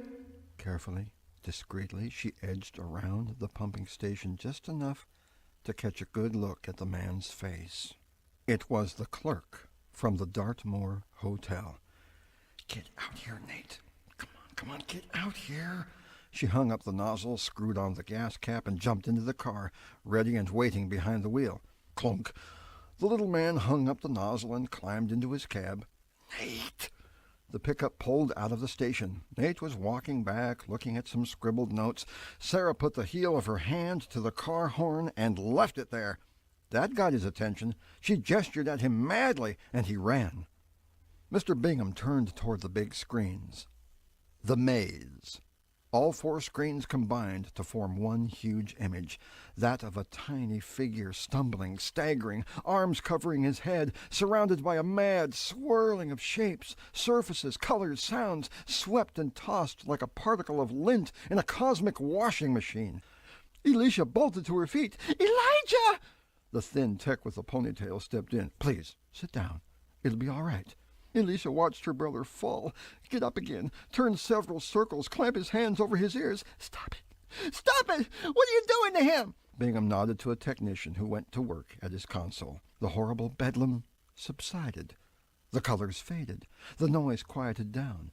Elijah was now in a white fog, with nothing visible around him. He was standing still, dazed, staring, half-conscious, like Alvin Rogers. Bingham began explaining to his audience. "This is a continuation of a previous experiment. As you recall, a breach in the system allowed our last subject to escape, but that problem was quickly contained, and now we have a replacement volunteer. The question before us: can the human psyche really function in the absence of truth? How far can the mind go when nothing at all can be known for certain?" He looked at Elisha, checking her over, and then nodded to the techs sitting at all those consoles. Lights came on around Elisha, making her jump. Suddenly, she saw herself on the big screen, sitting in the same chair, except she looked great. She was wearing a white blouse, a clean pair of jeans, some cool Western jewelry, and a pair of boots beyond a Springfield budget. Her face was clean, her hair was neat, and she wasn't sitting in a strange little green alcove surrounded by lights. She was sitting quite comfortably in the family room of a huge log home. There was a large stone fireplace behind her, soft living room furniture around her, a deep wool rug on the floor. There was a weird white fog in the room, but it was quickly dissolving away. Elijah's ears were ringing and his head was spinning, but for now the ride was over. He'd already thrown up a 3rd time, and his stomach felt like it would never hold food again. But at least whatever was under his feet, it had stopped moving. The white fog around him was clearing. He thought he saw a wool rug below him, and then a wall made of logs, a soft couch, a crackling fire in a stone fireplace.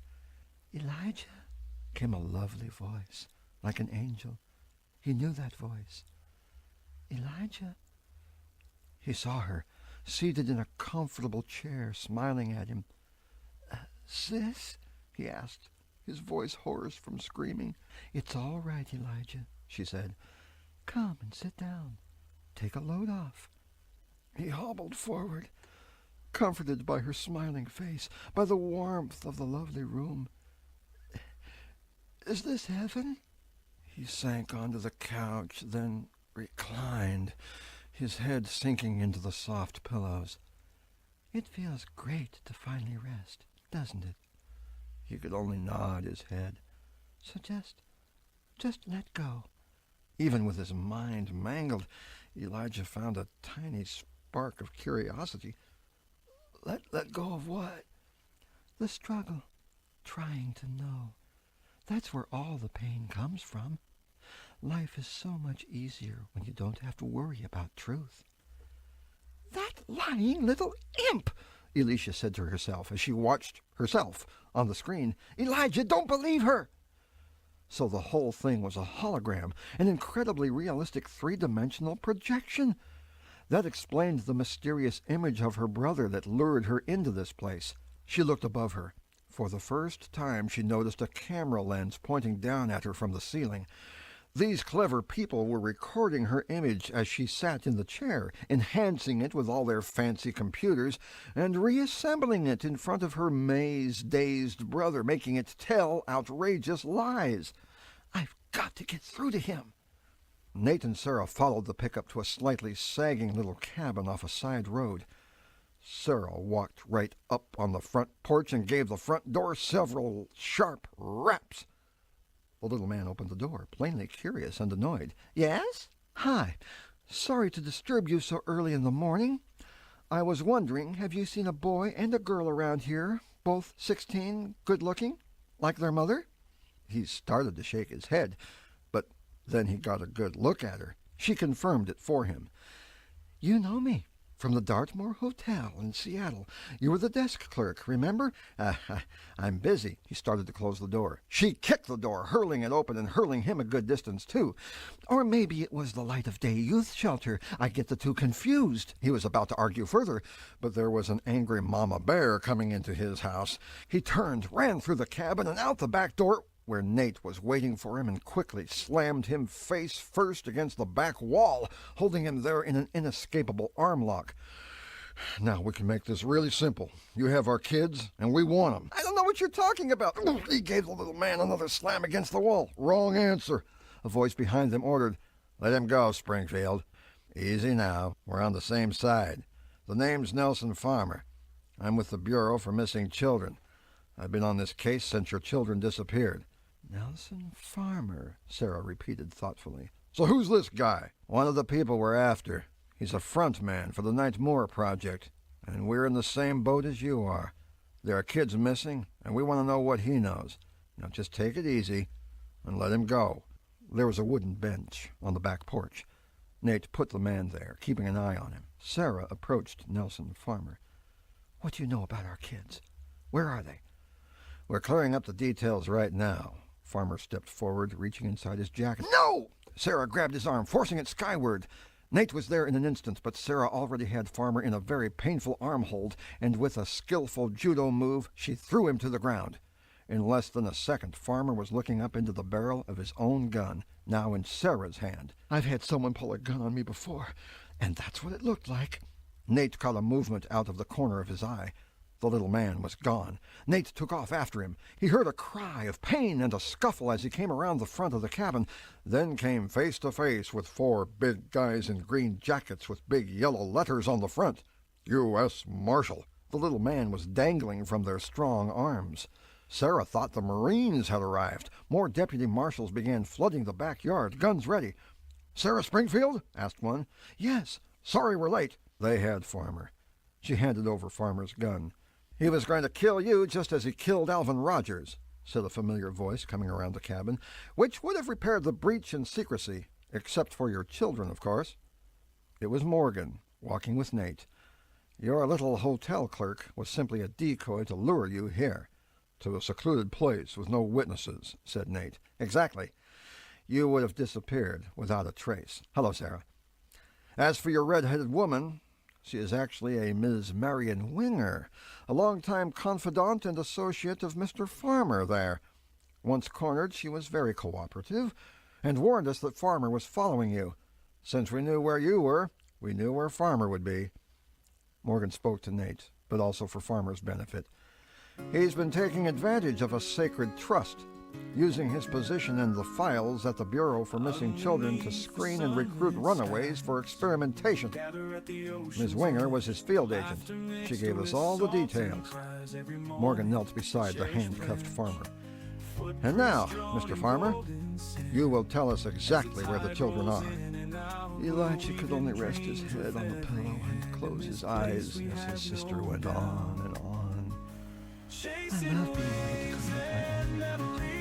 I can be what I want, do what I want, and I don't have to worry about what God thinks." He was disappointed.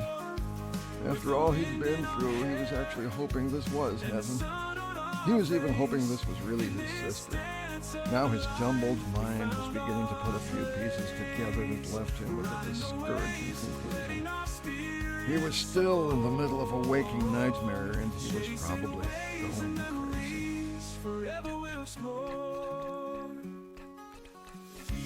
crazy. He cracked one eye open. The pretty girl was still talking, her eyes focused somewhere across the room and not on him. His eye was drawn to her right hand, resting on the arm of the chair. Her fingers were drumming out a little rhythm, over and over again. Elisha watched the big screen on the wall, trying to look as amazed and distraught as before as she drummed her fingers on the arm of her chair. God was answering her prayer.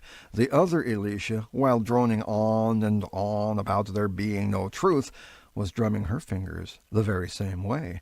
The computer had picked it up as just a mannerism and sent it through to the phony image. Mr. Bingham's voice squeaked with nervous anticipation.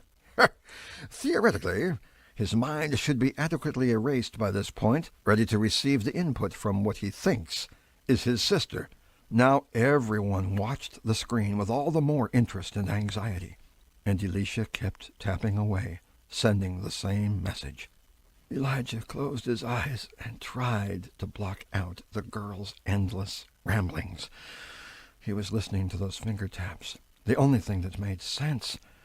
It was code, Springfield code, OR60CLOCK, PRO, projector, 6 o'clock, projector. The letters kept repeating like an endless loop, the same number of seconds every time. Same number of seconds. Same length of time. Repeating pattern. A rhythm. A beat. A pulse. Whoa, hold on. He knew this pulse. This beat. He'd been living with it.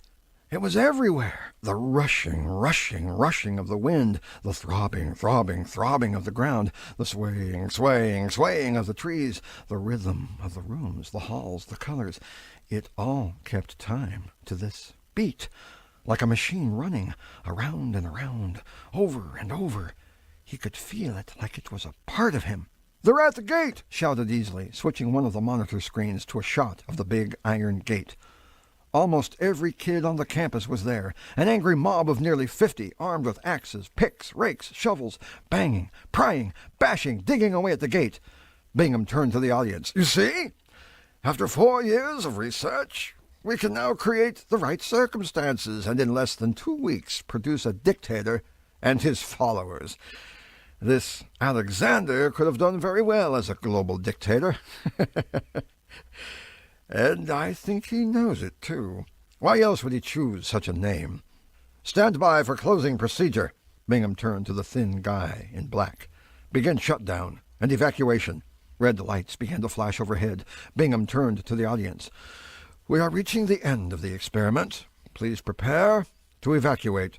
The audience began to stir around in the dark, shuffling papers, opening and closing briefcases, grabbing coats. Elisha was watching her image. Her entire message wasn't getting through, only the little part about the projector repeating over and over. The computer must have hit a glitch or something. Her plan wasn't working. "Mr. Bingham!" He was occupied. Teachers and technicians were starting to scramble everywhere. Some of the equipment was closing down. At the far end of the room, a door slid open and the audience began heading for it. "Mr. Bingham, when are you going to let my brother out of there?" Bingham watched the screen. "When I know what I want to know, of course." "You mean when you can know and he can't?" Bingham smiled at her. "Brilliant." Elijah was counting seconds every time. 6 seconds. The loop was 6 seconds. He closed his eyes and listened to the room. He could hear the air recycle every 6 seconds. The girl, still talking, seemed to take a little breath every 6 seconds. Wow. In all this mess, he could know something. A sweet 6 seconds.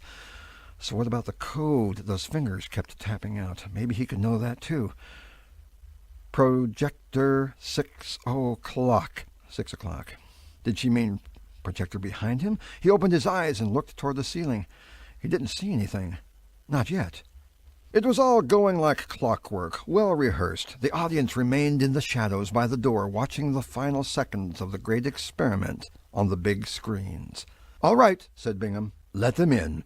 The tech threw a switch, and with a loud creak and groan, the iron gate broke open. "Let's go!" Alexander yelled, and the whole mob moved forward, through the gate and up the walk. "Let's contain them," Bingham ordered. "Demolition, report. Dozers in position. Charges armed." Bingham smiled. "I've grown to love this part." Overhead, there was a faint pounding. The front door of the mansion appeared on one of the big screens. Alexander and his mob had reached it and were trying to break it in. Let them work at it for a while. Let them have a feeling of accomplishment." "Mr. Bingham!" Easley shouted, pointing to the other screen. Every eye in the place went to that screen. There were audible gasps. Even Elisha gasped, and her heart went sick. Elijah had become a madman, singing, jumping, dancing around the room, hiding behind the chair where the phony Elisha sat, then jumping up, then hiding again, circling, ranting, raving. Bingham got closer to the screen. "More sound, please." Elijah was singing, "I got a brain, and you've got a brain, and it's so much pain. I've got a brain, and you've got a brain, and it's so much poop." Then he laughed and started ranting, "Gobbledy, gobbledy, gobbledy, gobbledy, gobbledy, cook! Gobbledy, gobbledy, gobbledy, gobbledy, gobbledy, geek!" Then he rolled on the floor, kicking his feet in the air, then spun in sideways circles, pedaling against the floor with his feet. And Bingham roared with laughter. Easley reached up and shook his hand. "Congratulations!" Booker came over and did the same. "Congratulations. So, these people can be broken after all." "Make sure we get a full record of the data," said Bingham. "My brother," said Elisha, her spirit collapsing in sorrow. "My sweet brother." "All right," said Bingham. "Open the door. Let's be done with it." A tech threw another switch, and the front door of the mansion caved in. "Be sure they all get inside." The screens combined into one big composite and switched to an interior shot of what looked like Alexander and his mob pouring into a huge warehouse. A vast empty shell with bare white walls, expansive concrete floor, high windows, but no rooms, no stairs, no furniture, nothing. The mansion on the hill, that huge foreboding structure that had all the kids in awe, that mysterious citadel where power resided, that symbol of ultimate authority and rulership, was a fake, an empty shell, a big nothing. "Everyone's inside," reported the tech. "Seal them in," said Bingham. The tech threw a switch, and on the screen the front and side doors of the empty shell suddenly disappeared as huge panels slammed into place. The kids started screaming. Bingham looked at Elisha and told his crew. Chapter 15. Veritas. Mr. Bingham threw some papers into his briefcase and fastened it shut. "Leave Mr. Springfield in the maze while the computer finishes the program. An apt closure, don't you think?" On his way to join the others going out the door, he stopped by Elisha's little TV stage. "After today, the Nightmare Academy will cease to exist, even as a memory, and your investigation will be moot. But make no mistake, what we've learned here will definitely live on, in schools, in films, on television, in recordings, in textbooks, and my friends and I will simply wait. After all, when the world does fall into chaos, such as we've demonstrated here, someone will have to take charge, won't they?" "It'll be all about power," said Elisha. "And we will have it," said Bingham with a wink. "Goodbye." Bingham crossed the room and disappeared through the door. The thin technician with the ponytail came over to Elisha, said, "I'm very sorry," and threw a lever. A panel in the wall opened, the platform pitched forward, and Elisha tumbled into a tight, elevator-sized cavity. It lurched upward, rotated, came to a stomach-turning halt, and threw her out. "It's Sally!" "Sally! Where did she come from? Is that How the did way you out get of here? What's Sally, happening, where are Sally? we? What's going to happen?" She got to her feet, looking at all the frightened faces looking back at her. Brett was exploring the white, featureless walls with frightened eyes, looking helpless. Rory and his gang were looking scared. They wouldn't be slugging and bullying their way out of this problem. At the far end of the room, standing alone and looking very small in this huge empty shell of a house, was Alexander. Alexander, the great leader, and this was his mighty revolution. He had made it to the top, to the pinnacle of power. He'd taken the mansion, and the mansion was empty. "My name isn't Sally," Elisha said. "It's Elisha Springfield. Jerry's real name is Elijah, and he's my brother. And this whole thing was just one big lie.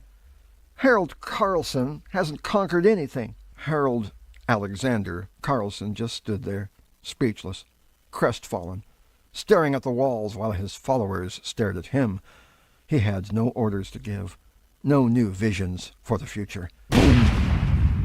an explosion close enough to shake the floor.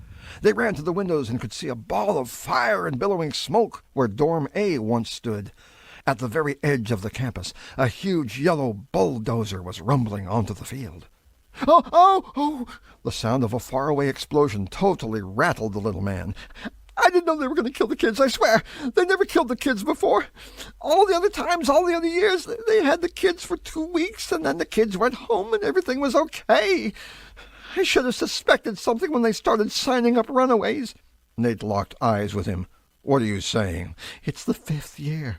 The last experiment. This time they have to erase everything. Not just the campus. I mean, the kids. Everything." "How do we get there?"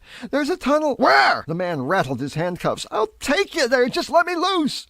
Elijah was getting toward the end of his strength, trying to be unpredictable, but his theory was proving out. The whole world froze for a minuscule moment every 6 seconds, like clockwork. What he knew right now was that the computer running this mad ride was reloading and processing information on a 6-second cycle. If he gave the computer new information it wasn't expecting, silly songs with the last word changed or not rhyming when it should, then the computer had to process all that new information, which took time, and this horrible, crazy world would actually blink, just for an instant, every 6 seconds. After several crazy, exhausting cycles, he knew when to expect it, like dancing to the rhythm of music. His dear sister was right. Behind the couch where he'd been lying, the round shape of a lens would flash into view, quick like the click of a shutter, every 6 seconds. The projector at 6 o'clock. "Okay," he said to himself and anyone listening. "One more time." The wall blinked after 6 seconds. Now he was sure where the lens was, and within another 6 seconds Elijah caught sight of a real wall beyond the log wall and the steel rungs of a ladder. He ran forward, eyes locked open to see the next blink. There were the rungs again, embedded in the wall just 2 feet to the left, within reach. His hand locked onto a steel rung that wasn't there. No, it is there. The ladder is real. Climb, Elijah, climb, no matter what your senses tell you. He groped. Then he grabbed another unseen, almost unfelt rung and pulled again. Now his toe found a rung, and he pushed with his leg. He was climbing out of there, no matter what the room said, no matter what he thought he was seeing. Boom! Another explosion rattled the valley. "They're erasing the campus," said Elisha. "They're going to cover up everything they did here." Warren was beside her, looking out the same window. "So what are they going to do with us?" Elisha couldn't say it. She didn't even want to think it. Boom! There went the main classroom building, all of Ms. Fitzhugh's artwork, all the foreign language materials, all the history and social studies books. Ashes, fragments of desks and tattered pages floated through the air like snowflakes. Nate and Sarah could hear the explosion, even feel it in their feet as they followed the little hotel clerk through the woods to a narrow tunnel hewn and blasted out of the rock. It used to be a mine entrance, but they bored it out to use as an escape tunnel. They had this whole thing planned from the beginning. This time the sound of the explosion came echoing at them through the tunnel. "Sounds like this'll get us there," said Nate, clicking on a flashlight. The marshal reached into his belt and produced a spare semi-automatic pistol, handing it to Nate. "You may need this." "Thanks." They plunged into the black, endless throat of the tunnel. Elijah kept going, grabbing and pulling, stepping and pushing, rung after rung. His head broke into the clear. Suddenly, as if he'd just broken through the surface of a lake, he could see cables and wiring, a vast steel gridwork supporting lights, holographic projectors, movable walls and panels, color and sound generators. It looked like the most expensive movie soundstage ever built. He could clearly see the rungs of the ladder now, embedded in the concrete wall he was climbing, and directly above him, a catwalk. He pulled himself out of the swirling light and rolled onto the catwalk. Below him, the pleasant family room, several disjointed hallways, even some phony forest wavered and rippled as if they were underwater. He'd had enough of this place. There was a door at the far end of the catwalk. He pulled himself to his feet, then limped and staggered through that door. He was in a control room. Most likely the place where they concocted and controlled his continuous mind-frying hell. The place was deserted. He turned to see huge screens on the wall and immediately recognized his sister and most of the student's body, all banging, gouging, prying with garden tools, trying to get out of a huge white room with high windows. His mind was tired. He watched them struggle, but nothing made any sense. Then one piece fell into place. Those windows look like the mansion's windows. Next piece. It's the mansion. Final piece. They're trapped inside. Immediately below the screens, a computer monitor flickered, running through columns and graphics. He stared at it. What is this? Lines of information in bright red. Dormitory A, Dormitory B, main classroom, library. To the left of each line, 4 zeros and the flashing word, done. Below these were the rest of the campus structures, all listed in green, preceded by 4 digits and the word standby. The numbers below Dormitory C were counting down. At the very bottom was the line 055.5, standby, mansion and control center.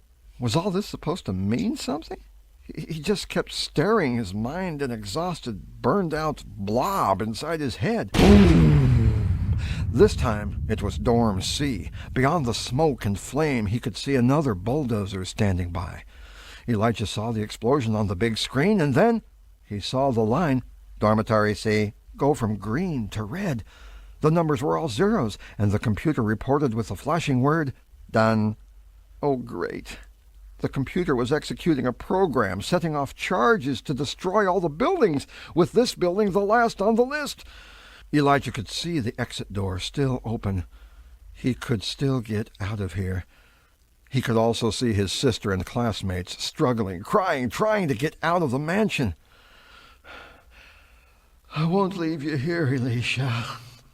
He remained seated at the console, staring at the monitor, praying he could figure out how in the world to abort the program.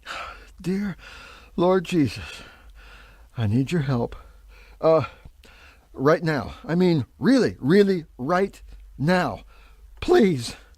They're going to blow up everything, aren't they? Said Rory. Even this building, Warren added.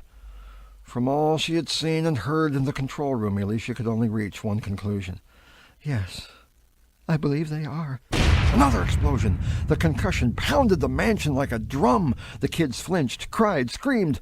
The rec center was gone, and all the games were reduced to black burning ash adrift in the wind. Elijah kept staring at the screen, trying to grab hold of something. Okay, red means the building's blown. Green means it's going to be blown. The numbers counting down mean the number of seconds and tenths of seconds before each blast. There was a field labeled reset. He clicked on that, but got an error message. Please enter reset quantity. Reset quantity.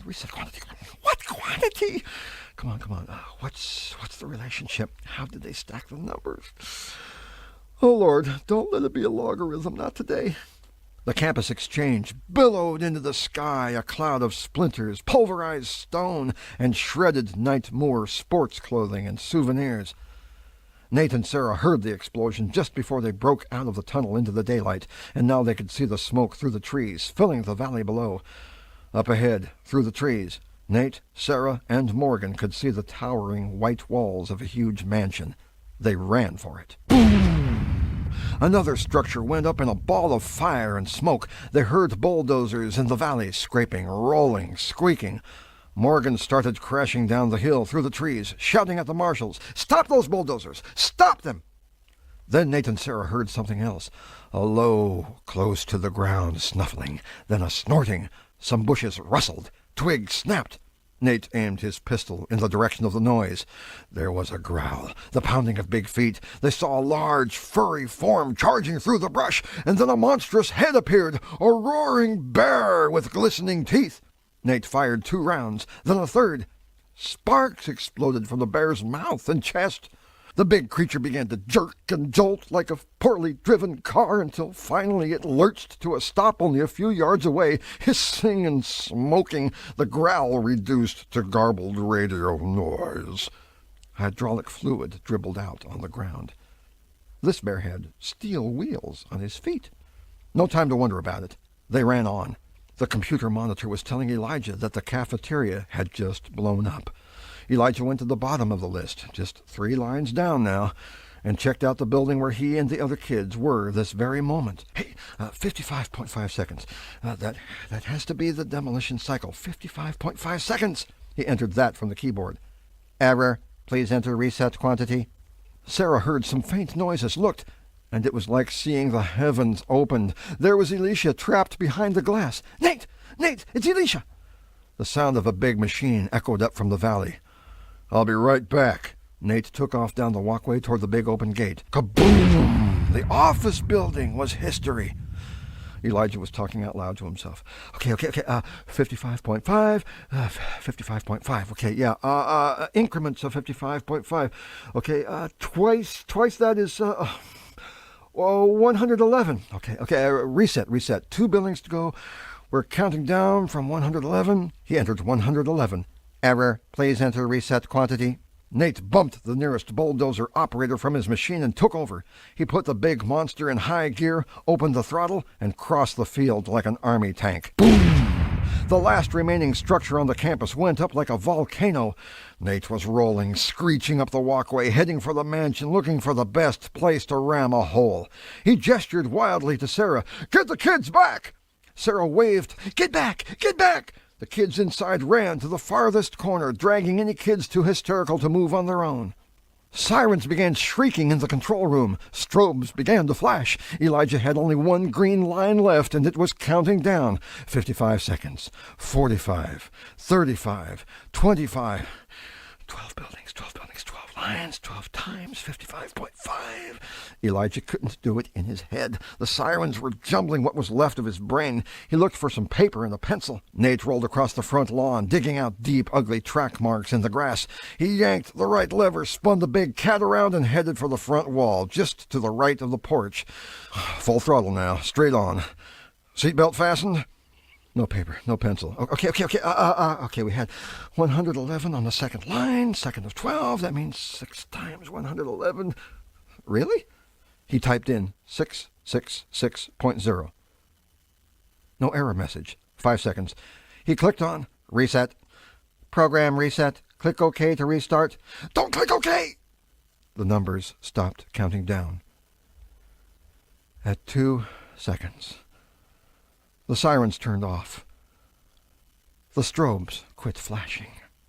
The blade of the bulldozer tore into the front wall of the mansion, bending, ripping, breaking.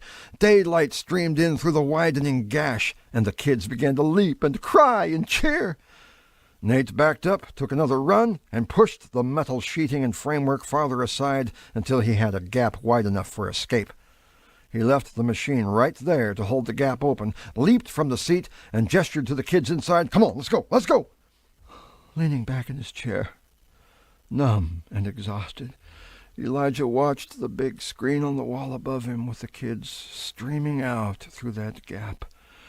He could also see his mom and dad helping each one, hugging any who needed it, and hurrying them all away from the building. Oh, God. Thank you for letting me think again. Then he looked around the incredibly complex room and shook his head. No truth, huh? Then how did they... Epilogue. Nate sat at his computer drafting a final report for Mr. Morgan and, via Morgan, the president. Most of the people arrested on that day were visitors, scholars, thinkers, academics, unfamiliar with the academic grounds and certainly not dressed for fleeing through thick forest. While not known widely by the public, these people have proven very influential in guiding the course of public education over the past 15 to 20 years, and would have had a keen interest in the experimental findings of the Knight Moore project. Nevertheless, since none of them were directly responsible for anything that occurred at the academy, it's doubtful they can be prosecuted. The real perpetrators and creators of the project, known only by such dubious aliases as Bingham, Booker, and Easley, are still at large. The Knightmore Project had the backing and protection of key people in Congress and in the Department of Education under the previous administration, and those same people can be expected to protect and hide Bingham and his friends until a more opportune time. I can only wish you God's providence in finding them. Most of the children are safely home again, and there's abundant material evidence from the Academy's main control center and the maze, as my children call it. It will be an involved process to reconstruct what the entire project was about and to arm ourselves against letting such an agenda ever succeed. Nate paused to thank God for the 2 kids he could see out by the barn, saddling up their horses. Elijah is thinking and formulating more clearly than ever, thrilled with every new fact, excited just to be able to learn and know things. Elisha is writing an account of her adventure. Her first pages reflect a depth and intensity we've never seen before. Both of them have changed in a way Bingham and his cronies hadn't counted on. Having lived in a world without truth, each has come back all the more a lover of truth and a hater of lies. And therein lies our hope. We are a free people because we live according to what we know is right or wrong. The Knightmore Project was an experiment to discover what would happen to people when there is no truth, to observe what people can do when pushed to the extreme with no ultimate moral foundation.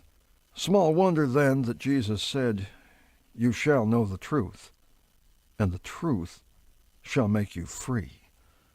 And where else can truth, real truth, come from than from God, who is truth by his very nature? 2 loving arms wrapped around his shoulders. He looked up as Sarah kissed him. "How's it going?"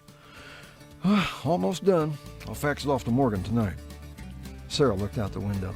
"So, they're finally back to the horseback ride they were going to take before all this started that afternoon Morgan came." The kids started riding, out the paddock gate and up the dirt road toward the mountain trail. Elijah was singing one of his goofy songs, his head thrown back, his face to the big sky. Elisha's hair was glowing on her shoulders as she gave him her tolerant sister look. "They look so free." Nate nodded, his arm around her. "They are free."